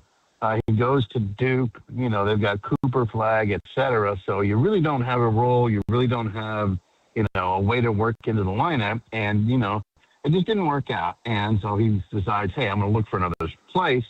Well, obviously, Kenny Johnson, knows the Team Takeover people like family. And so that was pretty natural recruitment for Indiana. But I think people realize Darren Harris, there's a lot of talent there, a lot of ability. And that's why he's starting right now. So I think, to me, personnel-wise, those are the things that probably stood out the most. Jeff Rabjohn's my guest, Peegs.com, where you can read his work. He is on the Swab Men 2-in-1 hotline. Jeff, when you look, and maybe it's too early to know this, but you've been around it, and you can kind of go by the precedent, even with Darren DeVries in just 1 year.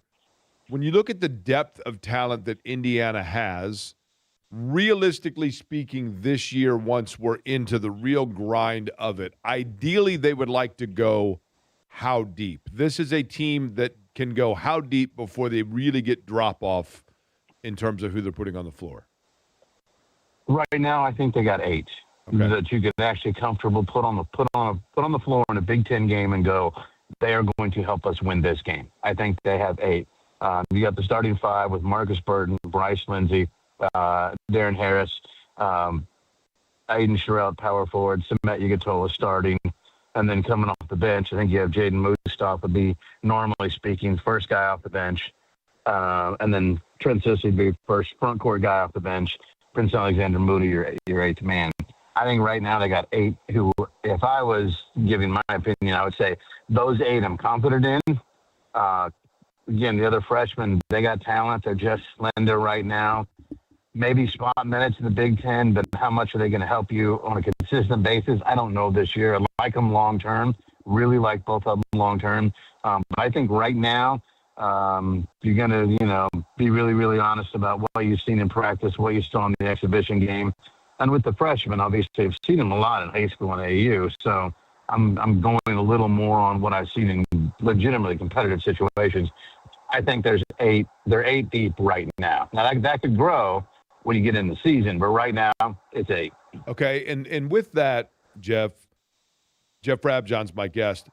I think that for Indiana, probably more so than a lot of programs, Rabbi, let's be honest, Indiana's trying to establish a culture. They're trying to reset who Darren DeVries' Indiana team is going to be.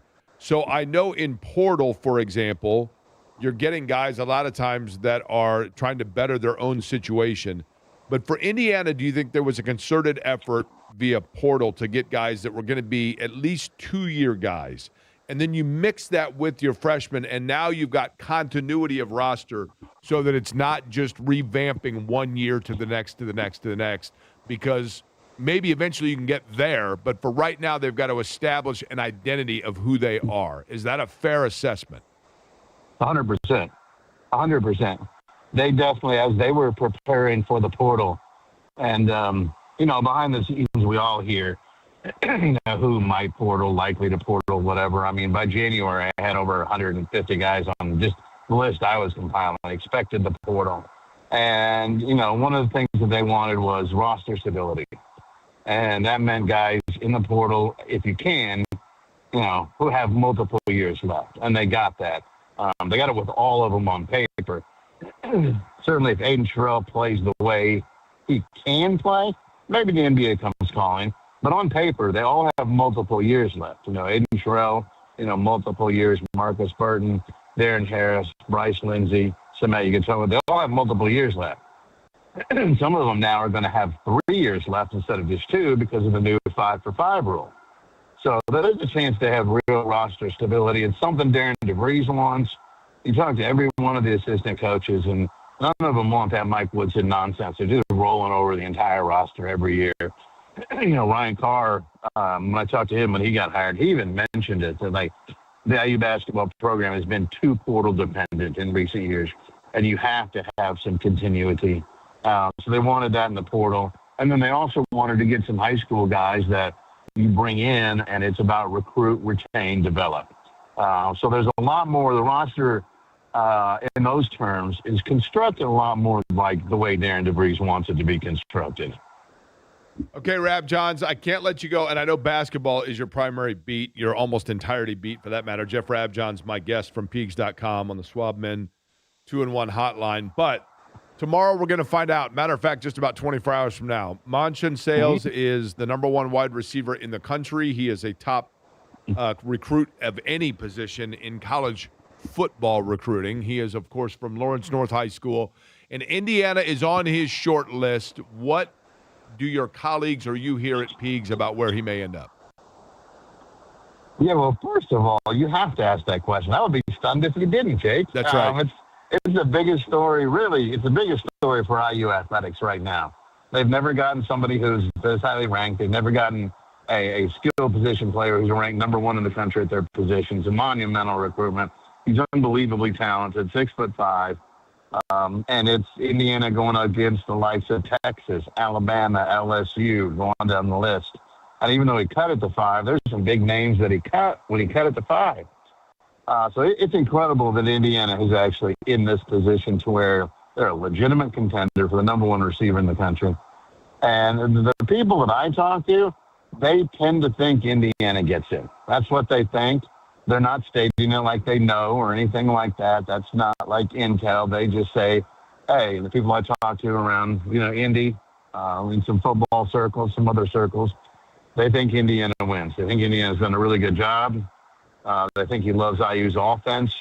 They look at the fact that, Indiana's put multiple guys into the NFL draft at his position, including Omar Cooper, who's obviously from where? Oh, that's right, Lawrence North. Elijah Surratt as well. They just won the national championship. So you have, maybe you don't have the same NIL muscle that a Texas does or LSU does, but you have a lot of things going for you from a football standpoint. And when we just heard Fernando Mendoza, what was it, a week or so ago, where he talked about he technically took a pay cut to go to Indiana, could have gotten more NIL at other schools, but he knew the development was better and it was going to help him be more prepared for the NFL. People I talk to think Monson Sales is probably most likely to make that decision. So that's what they think. I don't think anybody knows right now. I don't think he's told any of the schools. In fact, I'm highly confident that he's not told any of the schools. So I don't know if anybody outside of his immediate family truly knows right now. People are guessing, and that's awesome. Part of what makes recruitment fun when people, give their guesses. That's great. Great theater. But anyway, people I talk to, their opinion is they think Indiana wins out. But we will find out here, like you said, right in about 24 hours. Davion Chandler as well from Lawrence North that is currently at Indiana on the football team, and you can imagine half of his graduating class probably heading to IU. So advantages there for certain, but it comes down to a lot of things. We'll see what happens with it. Rab Johns, Jeff Rab Johns from Peegs.com. Jeff, it's always, man, a pleasure. Appreciate all of the information. We'll talk to you soon, all right? Always good talking with you, bud. We'll see you soon. Appreciate it. Jeff Rab Johns joining us on the Swab 2-1 Men's Hotline. The one thing that I will say is when I think about, and admittedly, Clemson is the football team that I have followed pretty avidly here for the last 25, 30 years. Clemson on a number of occasions has had and landed the number 1 recruit in America, and oftentimes the number 1 wide receiver. There is no crapshoot more than recruiting in football in particular. Some of the great players that I've seen were, and for that matter, even at Indiana, look no further in Indiana, right? Omar Cooper and Elijah Surratt were not big-time recruits. But, Joseph Nada and for that matter, E.J. Williams, that ended at Indiana. He was a top level wide receiver commit for Clemson, and then ended up, and he's in Indiana, and he was buried on the depth chart behind guys that are now in the NFL, but that were not big time recruits. Hunter Johnson was the number one recruit in America out of Brownsburg when he committed to Clemson. Ended up at Northwestern. I mean, good player and really good guy. All these guys are good players. I'm not saying that, but if for some reason Indiana does not land him, it's not like that's the guarantee that, holy cow, Jerry Rice just got away. You just never know. I mean, it certainly looks fantastic. But one thing we've learned from Curt Cignetti is he can develop from all the way across the board.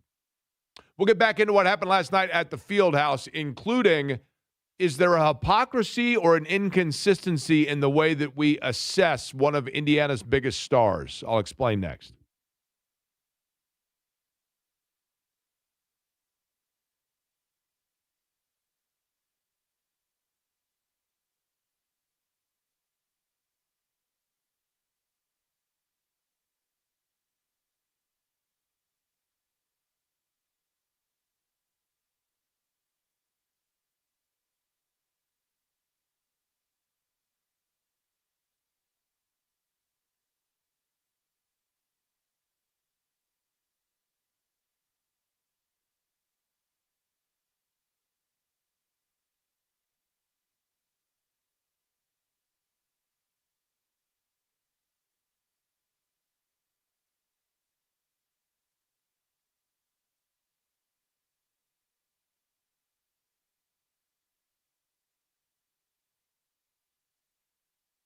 Hey there, Jake Query for Surfside. Look for the can with the sunset stripes. Iced tea with a splash of vodka. The blueberry lemonade has been huge.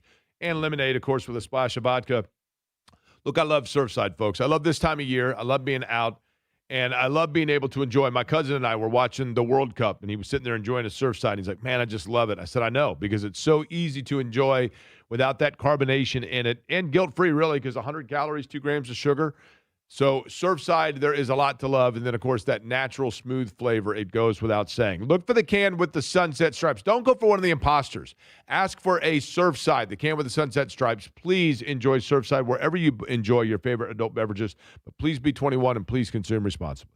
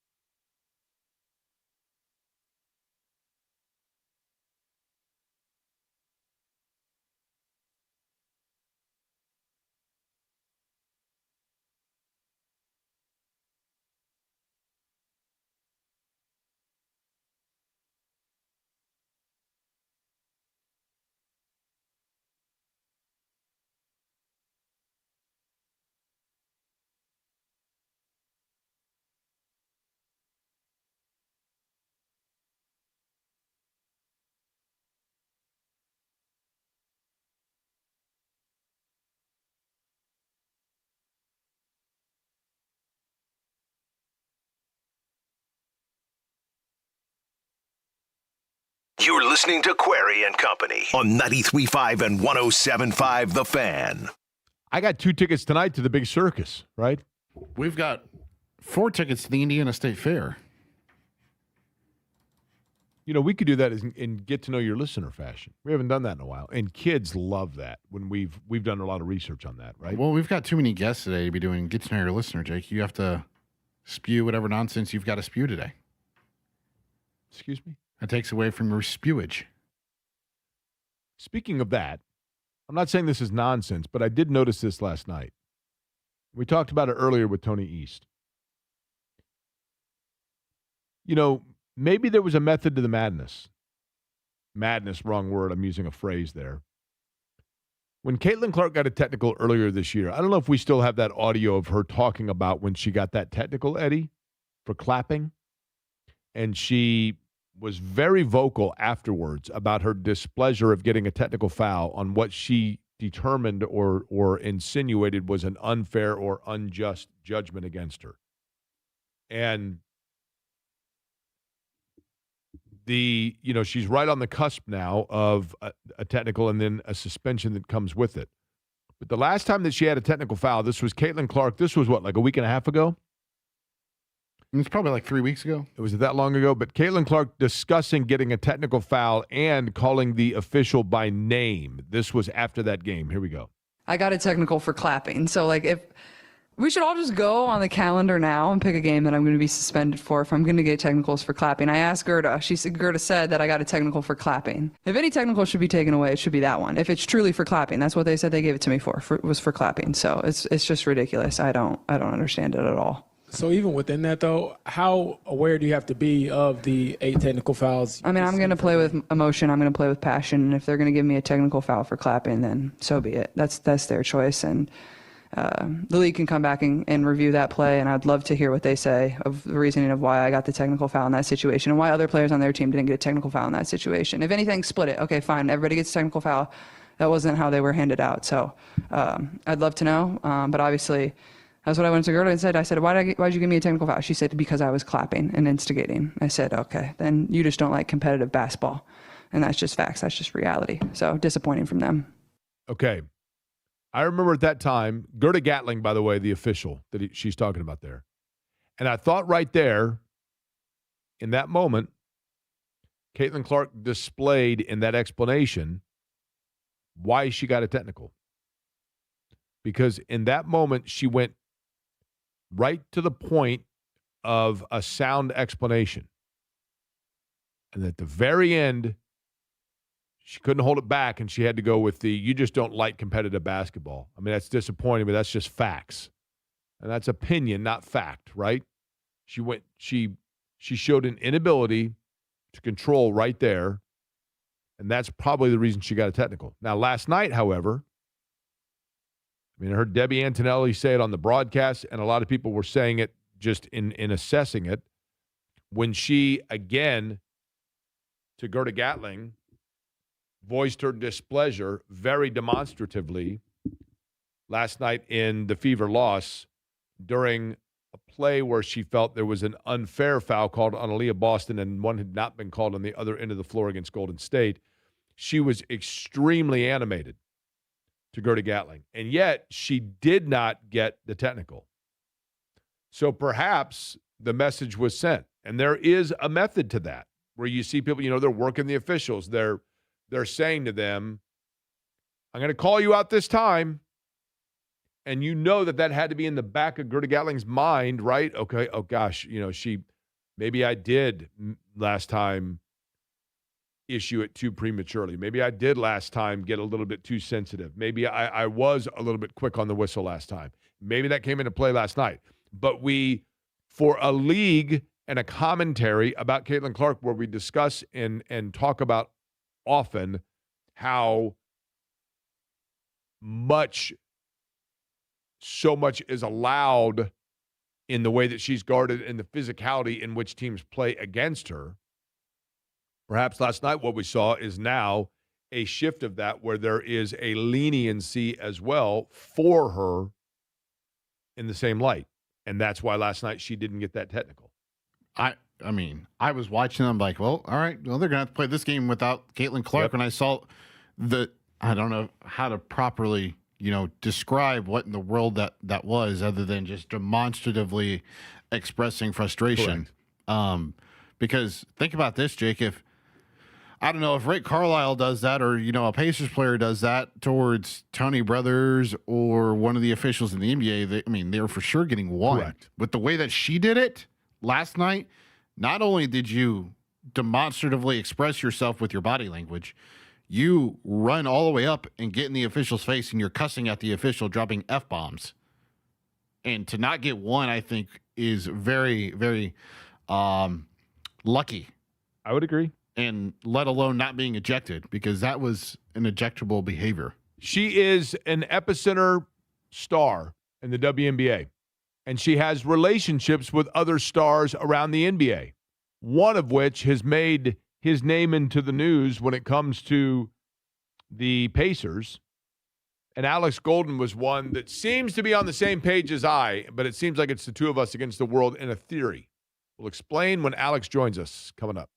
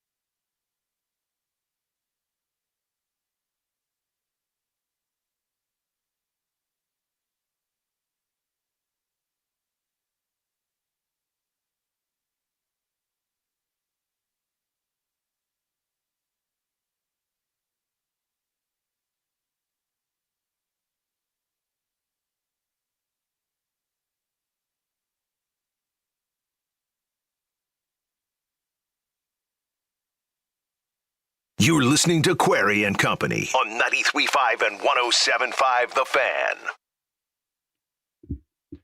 Eddie, did you watch any of the ESPYs last night? No. I mean, I voiced yesterday my thoughts on the ESPYs. One thing, an unpopular opinion,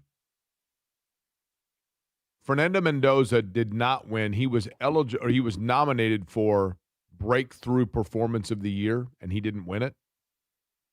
And I was saying to someone, calling that a breakthrough performance was a discredit to Fernando Mendoza's career. There's a reason Indiana paid him $3.5 million to come as their transfer portal quarterback. This wasn't a guy that came out of nowhere. It's a guy that threw for 3,500 yards at Cal. He was a graduate student, and, you know, did he elevate his game? Sure, but it's not like he came out of nowhere. I mean, there's a reason that it was a huge coup when Indiana signed him. He was arguably the most coveted transfer quarterback in the portal. Yeah, but the audio was terrible. I didn't listen. I'm glad. Shout out to our mutual friend, Darren, Jake, for actually understanding what I do and my greatness on Twitter yesterday. I know he compliments me, unlike you. You call me fat. I didn't call you fat. Yeah, I did. Stout. Mm-hmm. How did Darren compliment you? So you made your tweet about the audio engineering last night, and Darren said, not Eddie Garrison. Yeah, the comment that I made was flippant because someone had mentioned this, and so I turned it on out of curiosity. You couldn't hear, and I don't think this was true on all platforms. It was on the ABC feed. I think on Disney Plus it was okay. But on ABC, if you turned on the ESPYs, it was like you weren't hearing the microphone. You were hearing the gnat sound from the camera in the back, and it was really hard to hear the people speaking. Alex Golden joins us now from Setting the Pace and Pacers on SI. Alex, did you watch any last night of the ESPYs? No, I did not. I was actually at Ruoff watching the Strokes. Oh, really? How was that? It was incredible. 20 songs and made for a late night, but a great concert. Who would you compare? I mean, the Strokes, admittedly, I'm familiar with them, but in my mind, and you tell me if I'm wrong, in my mind, I think of them as the Lumineers, the Black Keys, the Killers. I think of it all in that kind of that genre or sound. Am I way off base? No, I would agree with that. I think that's pretty spot on. Where are they from? Do you know? I believe New York. What town? New York City, you think? I think so, because they have a song called Ode to the Mets because they're all Mets fans. So I think they grew up in New York. I'm not sure what part of New York. I'm going to say, can you look up the Strokes, Eddie? I'm going to say that they're from Jamaica Heights, New York. That's my guess. Jamaica or Astoria, Queens. One of those two. New York City. Is it just New York City? Yes. Manhattan? Okay. It just says New York City, boroughs. United States. Okay. Alex, let's begin with this. You appear to be on my wavelength on this. Simply all I have said when it comes to LeBron James is, do I think he's going to come here? I'm not saying that, but I think it's irresponsible to just automatically dismiss it and say zero chance.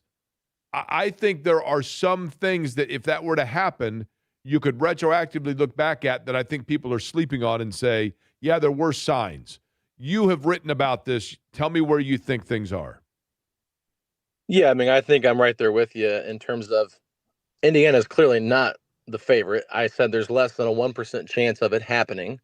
But for people that just on the outside just dismiss Indiana as a potential suitor, even as a dark horse, to me is a little bit disrespectful just because of the relationship that he has with Halliburton. I listened to the clip that you shared about him and Nash talking about Zubats and how he would fit in with, the Pacers and things like that.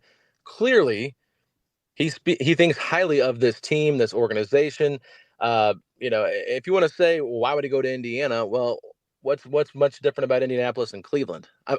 Except from the fact that he's from Cleveland. I'm just in terms of living in the city, right? It's just like, yeah, it's a small market. We get all that, but like, we know that doesn't really matter in today's NBA, in today's world. Like, you can check any team out because of how TV rights are and things are like that. So I just felt like, to me, like the fact that there was a lot of growing speculation that he could announce where he is going with Halliburton as his, co-host it just made sense. Clearly, they got a bond, and this isn't the first time that he's had Halliburton as a co-host on his podcast either. So I think there's a lot of respect there. And if you saw this stuff on Twitter that was going around with Kevin Pritchard's private conversations being, leaked on a screenshot, it looks like they did at least pitch to LeBron, hey, why not Indiana? Thank you, Alex, on the trademarks, by the way. Can you enlighten listeners that may not know what you mean in terms of the Kevin Pritchard, the things that were posted? Sure. So there was a fan that direct messaged Kevin Pritchard on Twitter and said, Are you going after LeBron? Is this LeBron thing real? And his name was Irv. And Pritchard replied, Irv, we've made several pitches. And that was it. And so for Pritchard to respond to a fan and say we've made several pitches at LeBron, it doesn't mean that they're going to get him once again, but it does mean that they have tried. Well, the reality is this, and I know Alex, and I understand it. I respect it. Alex Golden, my guest, by the way, he's on the Swab Men 2-1 hotline. The reality is he's the best player of the era. He may not be now, but he is still a top 30 player in the NBA, and he's a top 30 player who, what skill set has not diminished due to age, is still there in areas that Indiana has need. He can guard on the wing, he can score on the wing, and he's an excellent facilitator. And there is not a franchise in the NBA. I mean, you could take the most dysfunctional New Orleans Pelicans, Dallas Mavericks pre-Cooper Flag, let's trade Luka Doncic for a bandage and a half-eaten sandwich. Name it. There's not a franchise out there that would not make way for LeBron James right now if he called and said, you are where I want to play. Do you agree with that statement? 100%. I think that he's, like you said, a player that will increase the team's chances of winning. It'll come with a lot of attention, which I know that every franchise would love to have, fans be interested in their team, especially if you're talking about a team like Indiana that's already going to have fans. You're going to draw more and more people to that. But just from a basketball standpoint, he's a really good player. And the fact that he's still doing this 23 years into his career, it just speaks to the level of where he's at as a talent. And I agree with you. People say, oh, Pacers don't really have a spot for him on the team. Yes, they do. Every team has a spot for LeBron James if they wanted to add him. And if you don't, you make room for it to make sense because he just can impact the game, even if it is at a lesser level than what he once did in his MVP time. Yeah, look, we'll take Jarris Walker. I like Jarris Walker. I think Jarris Walker can be a really fine piece for the Pacers that gives them some depth and can do some different things. I like him. If Jarris Walker, the ceiling for Jarris Walker would be if he grows into and becomes the player that LeBron James has been at 40. You would take that. So if you had to make a move and Jarris Walker is the piece you've got to part with in order to get 2 years of LeBron, I think you do it, even at 42 and 43 years old. And I'm saying that as a testament to LeBron, not a knock on Jarris Walker, right? Yeah, and I think with Jarris Walker too, you're just with LeBron at least, you're going to get consistency, and with Jarris, you haven't got that yet, and so I think that it can just make it easy. And there's even a way they could do it without that. They could have done it easier before Quentin Jackson's contract become guaranteed yesterday. They could have just waived Quentin Jackson, had the space to bring LeBron in on the veteran minimum because he said it's not about money. So if that's truly the case, you could do that. But then again, if you did want to trade Jarris, you could give LeBron a little bit more in some type of sign and trade situation with the Lakers, something along those lines. But I agree with you. It's just you're not trying to put anybody down on this Pacers team by saying, hey, LeBron's better than you. I think it's really just a compliment to say, hey, a great player wants to come play with this really deep team. It makes a lot of sense. And of course, we know that it's probably not going to happen, but I think for LeBron and where he's at in his career, it would make more sense to go to a team that has the level of depth that the Pacers have compared to some of the teams that he's talked about going to. I just think they're going to be relying on him to do so much, and maybe he wants that. But if he's looking for somewhere where he can kind of ease the load a little bit, Indiana to me makes the most sense from a basketball standpoint. Alex, if you were to take a list, take two sheets of paper, okay, and The left hand, I want you to write down all the names of the current Pacers roster players that are going to be regular in-rotation players for Rick Carlisle this coming season. Obviously, Halliburton, Nembhard, we get that. Siakam, Zubats. But on the other sheet of paper, you're going to write down the names of players that are depth pieces for them that got significant minutes this last year, but are not going to probably be in the regular part of the rotation still for Indiana. They have not cracked into that yet. And I will include in this scenario, we're going to take injuries out of the equation. So let's just say that Johnny Furphy had not gotten hurt. Who is the bottom of your first page and who's at the very top of your second page? Okay. Yeah, so I would say at the bottom of my first page for rotation guys, and we're talking, second string as well, I would probably say you're looking at the very bottom. It's either Shepard or Walker. Okay. I think it's a toss-up for who gets to play next to Kelly Oubre. And then right above Shepard and Walker, I would say it's Jay Huff. I feel like Jay Huff's kind of like slotted in there as that 9th or 10th person. Okay. So those two are the ones right there for that second unit. And then on the next page, I think Furphy's right up there. You can almost make the case that Huff is right there at the top of the second page. Gotcha. Just because I feel like he'll probably play because they don't want to overexert Obi Toppin at the 5 throughout the regular season. But I think it's one of those things where you're probably, by getting rid of Potter for Larry Nance Jr., I think that was actually more of a ringing endorsement for we believe that Huff can be our everyday backup 5. But I also think that there are some limitations to what he can do, and this is going to be a trial period for him to kind of prove that he can be the backup 5. So maybe he's on the top of the second page, but I would put Furphy right at the same spot as Huff on that second page.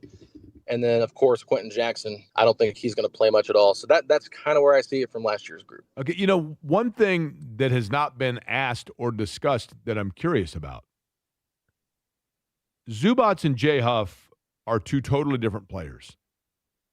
Huff, as we saw, Jay Huff, and I don't know if you know this, Alex. Alex Golden is my guest from Setting the Pace. I don't know if you noticed this year, but it's a weird rule that the basketball gods came up with. Jay Huff hits the first 2-3 shots he takes in every game. Literally every single game he comes in, he hits 2 threes off the top of the key, and then he goes like 1 of 5 the rest of the game. But he hits the first 2, which is good because then you have to pay attention to him the rest of the game.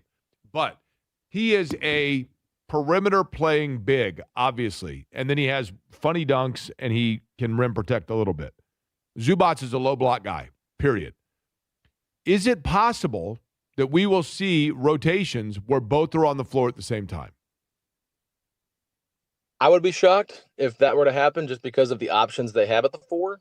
But depending on the lineup, maybe, but I would give that less than a 5% chance of really happening. Now, the reason I ask it is because the one thing I do like then, if they are never on the floor at the same time and one is spelling the other, and albeit it's Zubats' minutes, we know, unless, just simply rest and or foul trouble. But if you're in a regular course of a game, I like the thought of the combo of Zubats and Huff. Because they are so different, I think it throws teams off kilter when suddenly you are presenting such a completely different look than what was just out there on the previous set. To me, I find that intriguing. Do you agree with that? No, I think it's nice to have the versatility at the 5 so you can play different lineups and kind of make teams adjust differently. But I think, from my perspective, I think Huff has to be significantly more consistent. And you talked about how he'd come into the game, hit those shots, do that thing. Maybe he will do that in a lesser role. If he's playing 12 minutes a night compared to 25, 27 minutes a night, maybe we'll see a better version of Huff that we can all kind of accept a little bit more than what we saw as the starter last year for the worst, record in franchise history. So that is fair. But I would say like the 3-point shooting has to improve. 32% last year for Huff is not a good enough percentage for me for him to be viewed as a legit threat, because we saw when they traded for him, he was in the 40 percentile. So I think that they need him to be more of an actual stretch big than what he was last year. But I think that he kind of fits with that second unit pretty well if you look at how they've kind of built that team around him. I think my favorite thing about Jay Huff is, and I've said this before, I don't think there's any question about the fact that Jay Huff, when you look at him, if he was not an NBA player, he would be a goat farmer in Vermont, right? That's pretty accurate. You know what I mean? Like he looks like the guy that would be on the side of a salad dressing a raspberry vinaigrette salad dressing bottle that's organically made in Montpelier, Vermont. I don't know. Is that the weirdest observation of all time? No, I don't think it's the weirdest. I think it's pretty Jake Query-esque, but I like it. By the way, Alex, earlier I said that Eddie is stout. Would you agree or disagree that Eddie Garrison is stout? I mean, yeah, he's a sturdy guy. Okay. So when you hear the word stout, give me synonyms that you think of for stout. If I said to you I thought you were stout, would you be offended? No, not really. I mean, because I got HR folk hanging all over outside the studio here waiting to talk to me. He then follows it up, Alex, by saying, I look like a fire hydrant. Yeah, it's not the most ringing endorsement of, hey, look at this guy. Okay, what about this? About this? How about if I simply said that Eddie and I standing next to one another look like C-3PO and R2-D2? Is that fair? That's tough. Huh? I think it's fair. I mean, if you're just comparing the two of you. He just said it's fair, Eddie, right? R2-D2 would be more like Derek because R2-D2's short. Well, that's true. But you, what are you? How tall are you? 5'8". That's kind of short. Yeah, I know. But I'm taller than Derek, so. Alex said it, not me. Yeah. I mean, 5'8". I didn't think Eddie was the tallest, but I was like, maybe I'm misremembering this. But 5'8's not super tall. Suddenly, Eddie's pretending he's Wilt Chamberlain because he's standing next to Danny DeVito. Actually, I'm 5'9". You're 5'9"? Yes. Okay. I'm 6'4". Okay. So, you know. So, yeah, definitely much taller in this comparison here of right. I didn't think stout means fat. I think stout means, yes, shorter for certain, but solid. Yeah. Like I think of like we have a French bulldog. He's stout. Like he's all muscle. He's a little guy, but he's like, boom. You know what I mean? There's a lot worse things you could be called than, stout. Yes. So how about overly sensitive? Is that one of them? No. Alex Golden, our guest, setting the pace. Alex, when do you anticipate, I guess nobody knows this, do you think that LeBron James, when he is on the podcast with Tyrese Halliburton, is going to announce where he's going? I actually do not think he is going to do it then. I think he's going to drag this out a little bit longer just because it's LeBron and everybody's expecting it to be now. At least not today, maybe tomorrow, because it is like a 2-part thing. He could do it, but there was also a report from Jake Fisher that it could be after Summer League. So I don't know what that has to do with anything, but it seems like he kind of wants all of the eyes on him when he makes a decision. All right, fair enough. Eddie is stout. Alex is out. Alex Golden, we will let you get back to your regularly scheduled day and programming here. Setting the pace, of course, where you can read or hear him, and then, of course, Pacers on SI as well. Appreciate it, Alex. Yep, Jake, thank you. All right, Alex Golden joining the program. So, Eddie, I want to get back to, by the way, the ESPYs. So you did not watch any of the ESPYs, right? No. How in the world? You got me on my tangent. So I didn't watch it last night. I was getting ready for the show because one of us has to actually prepare for this Dog and Pony show, Jake. And I was like, you know what? And I went to ESPN. The first thing that popped up was the ESPYs, the full list of the award winners from last night. Okay. So I'm scrolling through. I'm like, okay, best championship performance, Jalen Brunson. Understandable. And then I scroll down. I'm like, oh, wait, what? Best NBA player? Okay, hold on. Best NBA player. Yes. This is what I think the ESPYs are the dumbest thing known to man, and I get why they do it. This person also won Best Athlete in Men's Sports. Well, Best NBA player, the MVP was Shai Gilgeous-Alexander, was it not? Correct. Okay. And runner-up, I believe, was Victor Wembanyama. Okay. Or Nikola Jokic. I can't remember. Brunson was the NBA Finals MVP, right? Yes. If Shai Gilgeous-Alexander was a first-team All-NBA performer and the most valuable player, then by nature that means he's the best player in the NBA. Correct. And you're saying that they had a different player? Yeah. And it was not Wembanyama? It was not Wembanyama, and it was not Jokic. Did they go with Brunson? They did. If you're going based on the second half of the year, okay, great. I mean, again, I go back to, and the ESPY for best baseball team goes to the Los Angeles Dodgers. Okay, yeah, I watched that. I saw that. They have a novel concept, but they have what's called a playoffs to determine exactly that, and then the winner of that is then deemed as the champion, which means they're the best team in the league. Right? Mm-hmm. Yeah, exactly. And how in the world is Jalen Brunson the best athlete in men's sports? Have you never heard of Shohei Ohtani? Jackson Smith and Jigba, Bijan. Like I can name 12 other athletes before I get to Jalen Brunson. Well, it's like I go back to with this. Drake May. There were a ton of IU fans. Now, let me give you an example. I'm on a group text with like 20 people from my high school, right? And last night, one of them says, hey, are you watching the ESPYs? What's with the audio? So I turned over to the ESPYs just to check in on the bad audio, and it was bad. And I know a little bit about this just having worked in TV. Typically, a lot of times the microphones in a group setting, they're plugged into what's called the malt box. So that's the audio box that then feeds the audio that goes out to the masses. We've gone past that element of audio engineering in the last 20 years, I realize. But to use that term, it sounded as though when the folks were up on the podium, either doing presentations or accepting awards or whatever else, that the microphone they were talking into was plugged into some box that was not connecting to what was coming into your television. So it sounded like you were hearing them naturally. Like if you're at a presentation somewhere and instead of over the speakers, you're just hearing the person's voice. That's what it sounded like. It was hard to hear the people that were up there. And I turned it over just to see if, in fact, that was indeed what was happening. And that's what I witnessed. And right when I turned it over, they were introducing Best Breakout Performance. And Fernando Mendoza was a nominee but did not win it.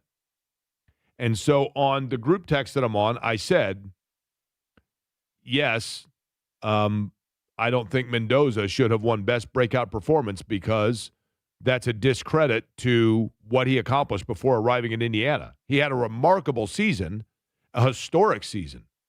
But there is a reason that Indiana University paid him $3.5 million, reportedly, to come. And there's a reason that he was so highly touted as the transfer portal quarterback, because at Cal, he threw for nearly 3,500 yards in his last year in Berkeley and was thought to be a 6'4" guy that was one of the most highly coveted transfer portal quarterbacks in the country. It's why he's the Indiana said that's the guy we want. And they went and got him, and they paid for him, and they got him, and they elevated his game, sure, but it wasn't a breakthrough year.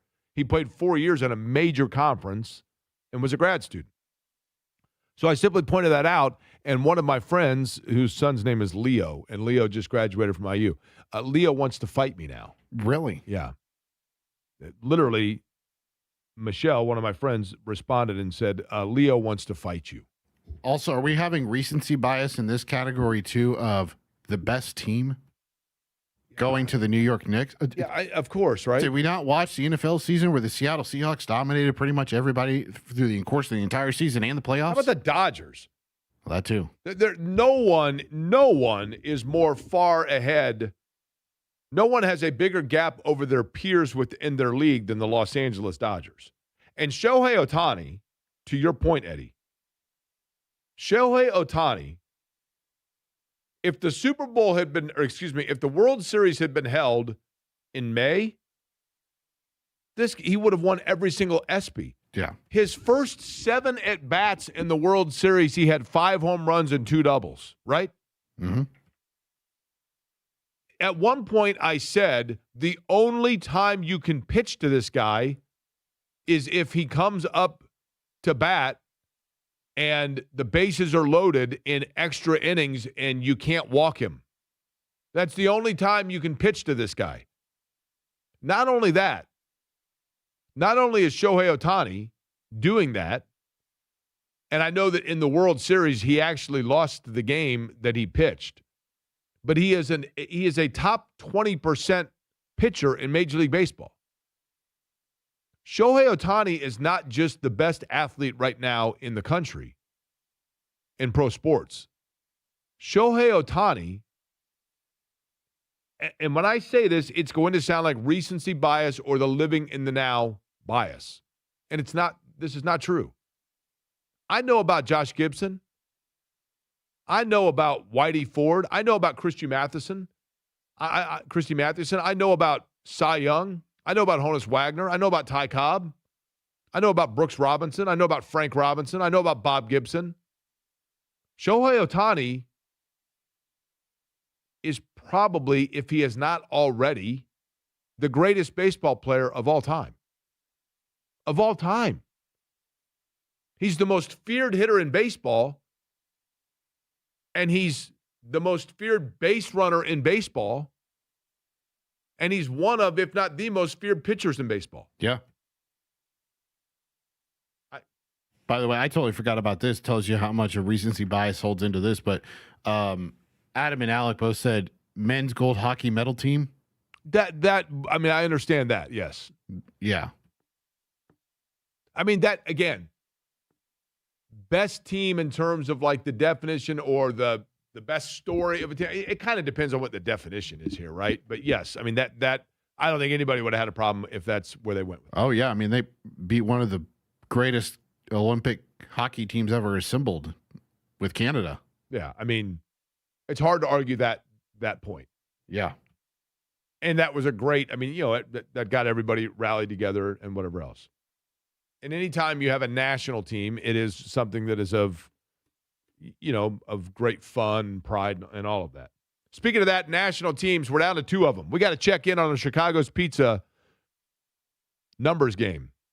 And we have tickets to give away for the great Indiana State Fair. 4 of them to give away, as a matter of fact. Eddie, have you determined the fashion in which we're going to do so? We'll chat during the breaks. I think J&V is going to pop in there this segment. Gotcha. Okay. We'll do that next.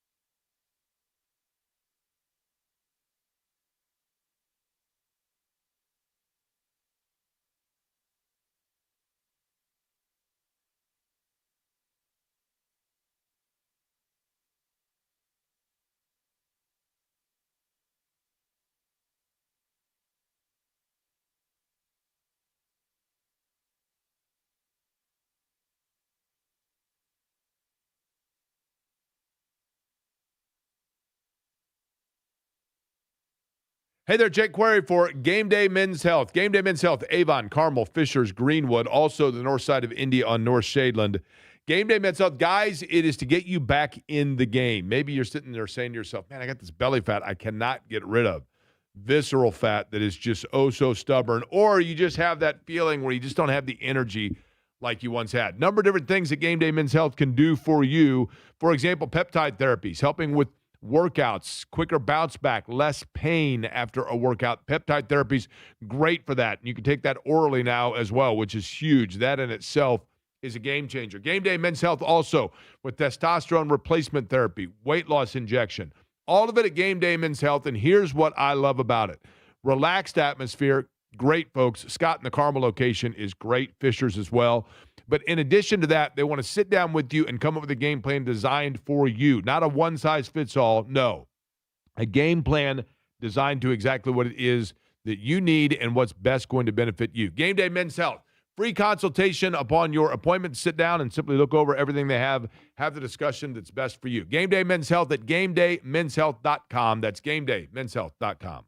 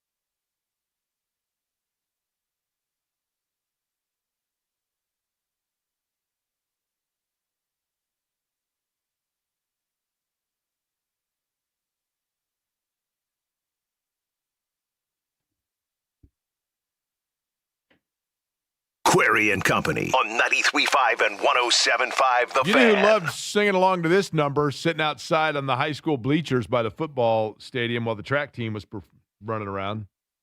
Mike Damone was a big fan of Cheap Trick, right? He's got a couple of tickets to give away for Cheap Trick, as a matter of fact. I'm excited.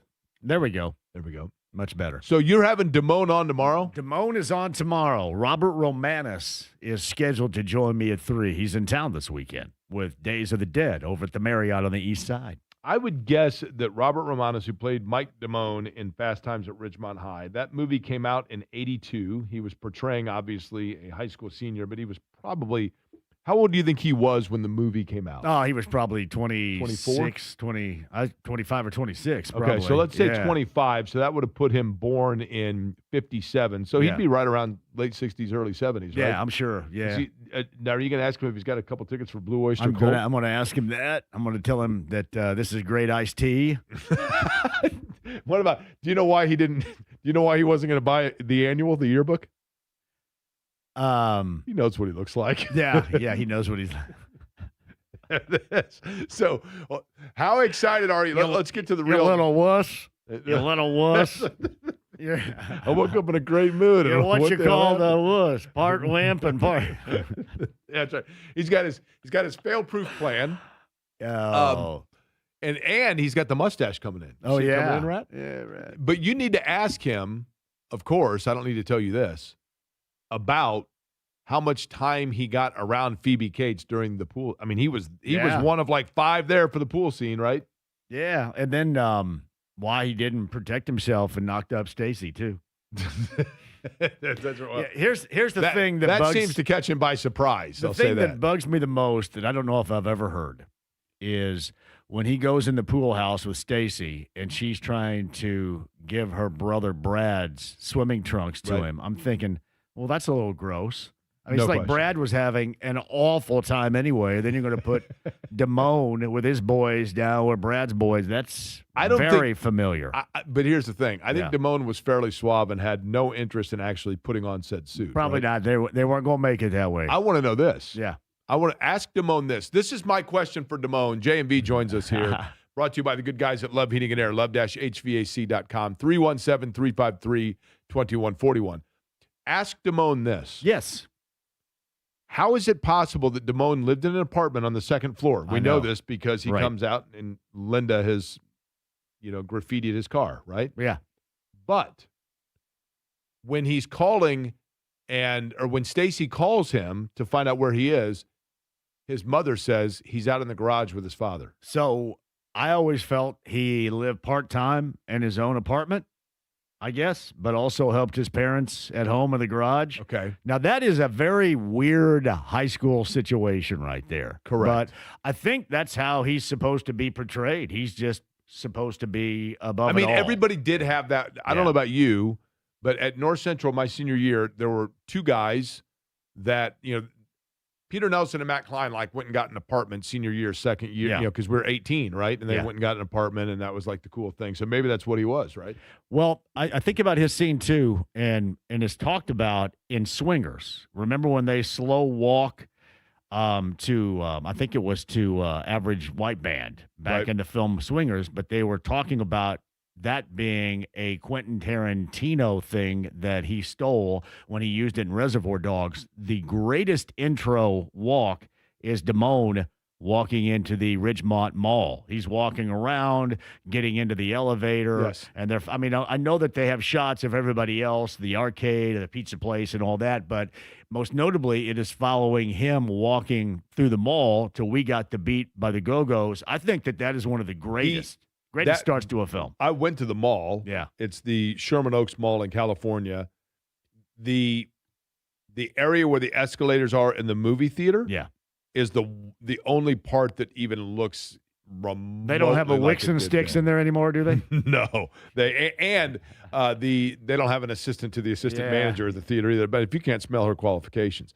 I should have asked if they have a Lost and Found for Coates. That is so good, though. But no, his walk, because if you remember, the intro just started with We Got the Beat, and then it was like people going into the Ridgemont Mall, and then they got caught up with Damone, and he's walking around, getting into the elevator. I just thought that was great stuff. I think, one of the interesting things about him as an actor, and I feel bad for him in this regard, that movie launched so many careers. I mean, Jennifer Jason Leigh and Forrest Whitaker and obviously Sean Penn and, all of them, right? Yeah. He seems to be the one that was the most typecast of any, and just it kind of stunted him. Maybe I'm wrong there. He is iconic, and I'm also curious how much he actually wants to talk about it, because a lot of these guys go, I know. Man, I'm bored with it.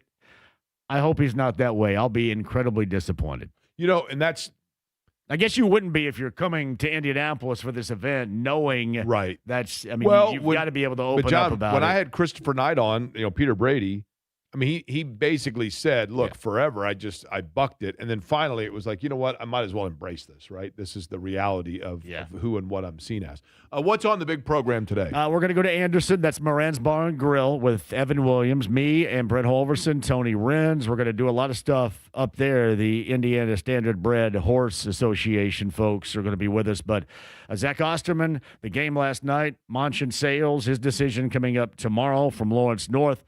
We'll talk about that with Zach. I've got Debbie Antonelli for the first time. I love her analysis. I love her breakdown of basketball, especially with the Fever in mind. And I've wanted to get her on. It's going to be her first time on the show today. So Debbie joins us at 3:30. Chapel. But everybody in Madison County and in Anderson join us at Moran's Bar and Grill. First time I've been there, and I cannot wait. Love doing it. I love John, it. Yes. The nerd is actually doing something for once. Do you know the nerd. Which nerd, one? You'll have to. You? No, not me. No. The nerd that we complain about all the time. The nerd. Oh. But really? Nick Kroll, yeah. You just signed Oh, Chase Nick Burns. the Nerd. Yeah. Oh, Nick the Nerd. Yeah, they actually signed Chase Burns. I was to a thinking, who are we contract. talking about? Mike Preston or who? I mean, who is it?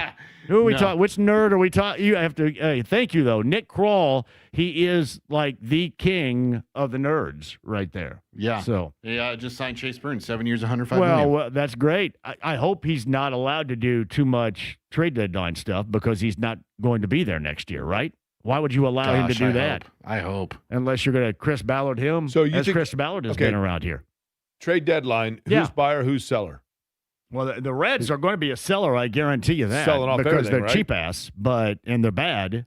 But I don't think he should be allowed Man, to the do way they it, started considering out, he though, shouldn't be here. The way they started out, I mean, it's just obviously gone to kind of hell in a handbasket. Yeah. right? Do you agree, though, Eddie? He should not be allowed to make those vital decisions for the future, considering he's not going to, nor should he be a part of the future. Yeah, I agree with you. He should be done. Yeah. But you know what they'll do, John, is they'll get rid of him and they'll promote the guy that's sitting underneath him. Yeah, I And, mean, John, like the Nerd, the sequel. But that goes to this, okay, for the Yeah. Colts. If you're the Colts, if you're a Colts fan, and I know that the morning show guys have talked a lot about this, but it's a great question. If you are a Colts fan, this year, what does the Colts record need to be for them to say, okay, well, they step in the right direction and everything's hunky-dory? Because if they go 10-7 and make the playoffs and get beat in the first round of the playoffs by Houston or whoever, do you bring the band back? If they don't make the postseason, then everybody's gone.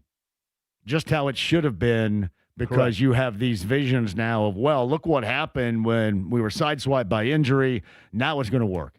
If this doesn't work, everybody should be toast, because it is time to start to build again. And I mean absolutely everybody. Everybody I gone. agree with you. Now, whether or not, If you don't make the postseason, if you make the postseason, then that's going to change things. I do think that there is the possibility, John, that what we saw last year was a reprieve for Chris Ballard because of the fact that Carly Ursay-Gordon got in there and said, look, I have so much to handle here from the financials, from the inheritance, from just the overall structure. I don't have time to get into the nuances right now of the football side, and now the clock really starts. Well, we have to keep in mind that winning changes everything and is still the major focus. So if they win at a higher clip, It's gotta and be there's at a high level, though. believability.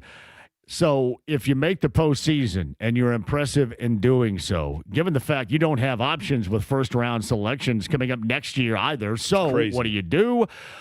You have Daniel Jones for 2 years, and you believe more in that. That's going to save some folks, because it ultimately all is about winning. But if you don't make the postseason, if you're not impressive in doing so, if so much of what they have talked about, especially in recent history, does not come to fruition, everybody's got to go, much like everybody probably needed to go years ago. I agree with that. All By right, the way, there's Rams- some dude walking over there that literally is about 7 feet tall. You see that dude walking over there? I'm going to see if he wants to hoop later on tonight or something. The guy crossing the street? Yeah, is that the guy? That guy carrying a bag looks like he's about 6'9" over Yeah. there. Yeah. Look how tall that dude is. Oh yeah. He Not- could. I'll go a little pick. I'll go I said- screen and roll with this guy I later called- on tonight at Southport High School. I Eddie. called Eddie Stout. Do you think – would you list Eddie as stout, John? Yeah, stout. Yeah. Yeah. See? Why? Do you not like that? No, Did you bristle at his So stout? he's not telling the full story. He's doing this thing where he just wants you to know what he wants you to I know. said stout. Okay. And then followed it up by saying I look like a fire extinguisher. No, a fire Or hydrant. Fire hydrant, sorry. Fire hydrant. A fire hydrant. Well, but if the fire hydrants are pretty strong. They are stout. Thank you. He didn't call you Weeble or anything like that. Thank you. Stout, right? He Sure. took it as me saying he is fat. Yeah, no. Fire hydrants are like fullbacks too. And then what did Like, you, yeah, what was the Lorenzo follow-up Neal question? was a fire Yes, hydrant. thank yeah. you. What was the follow-up question about fire hydrants, Jake?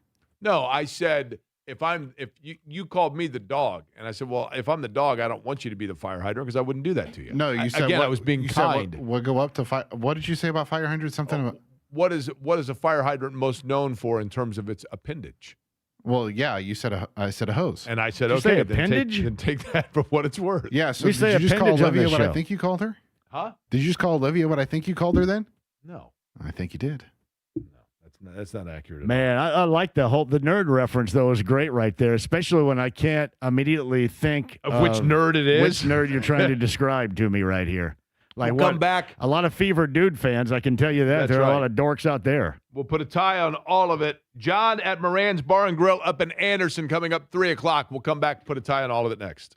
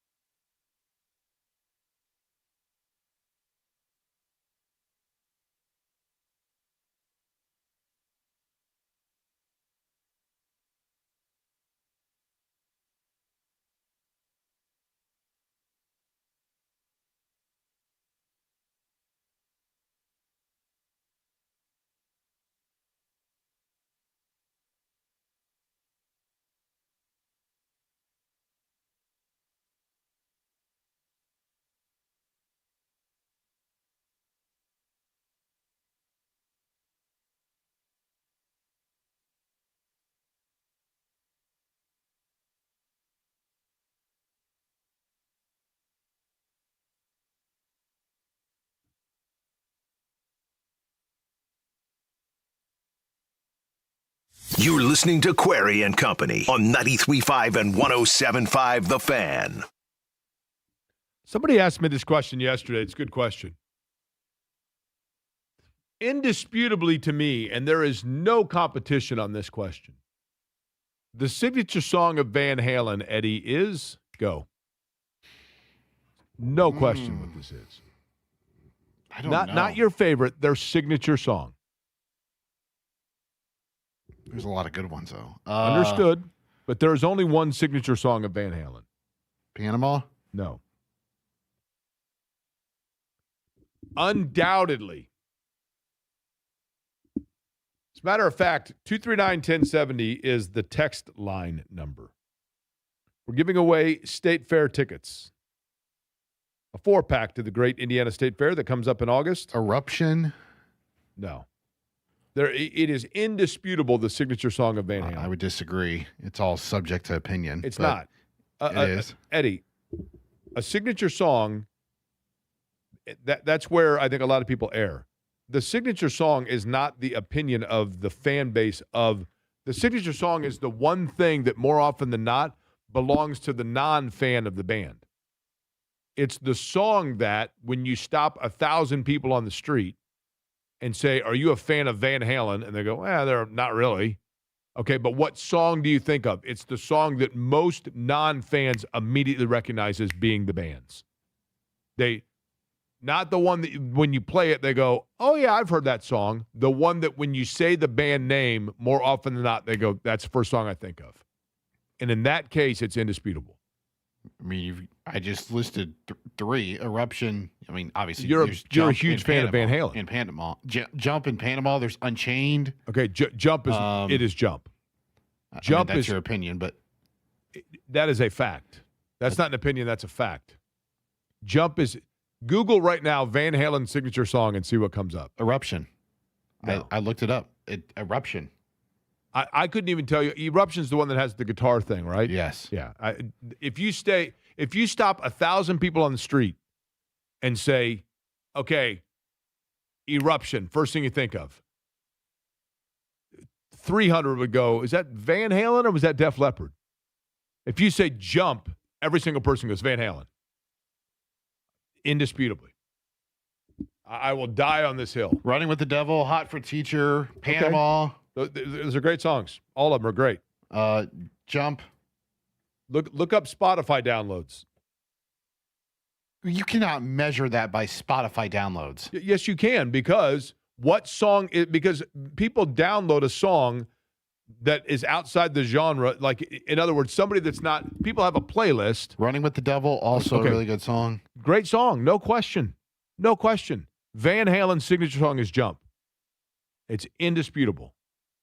But I am disputing it right now. It is not indisputable. You can dispute it all you want. It's indisputable that their signature song is Jump. I'm telling you, Eddie, a signature song is the song that the non-fan knows. You're a diehard Van Halen fan. You're named after one of the members. Yes. I'm talking about a signature song is the one. It's almost like, and I mean this in a good way, of your knowledge of the band. You're not really qualified to even determine what it is, because a signature song is the one that transcends into those that are not the everyday customer. And so the everyday customer is the one that just like occasionally when they go to, somebody that occasionally goes to Outback Steakhouse and they get the bloomin' onion, whereas somebody that goes every single day knows like the nuances of the menu. The same thing. But now, so what I was going to ask is, what is the signature song amongst Sammy Hagar songs? I feel like they don't really have one in his. It would all be when David Lee Roth was there. But 239-1070, a 4-pack to the great Indiana State Fair. I was going to say if you want to send us what the signature song of Van Halen is, but all of you are going to say Jump, and if you don't, then you're wrong. But what number? We'll go with number 4. The 4th person to text in and simply say State Fair. 239-1070. If you are the 4th to do that, then we will send you on your way. Tomorrow on the program, Lori Lindsay's going to join us again. We're going to talk World Cup finals, Argentina and Spain.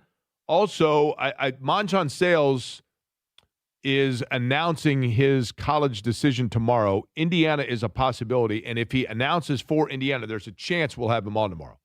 Not definitive, but a chance that we'll have him on tomorrow. We'll monitor that, and of course, it's a Franciscan Health Feel Good for the Heart Friday. Did you determine, Eddie, whether or not you are going to the circus with me in Peru tonight? Eddie is still deciding. Rich Eisen's up next.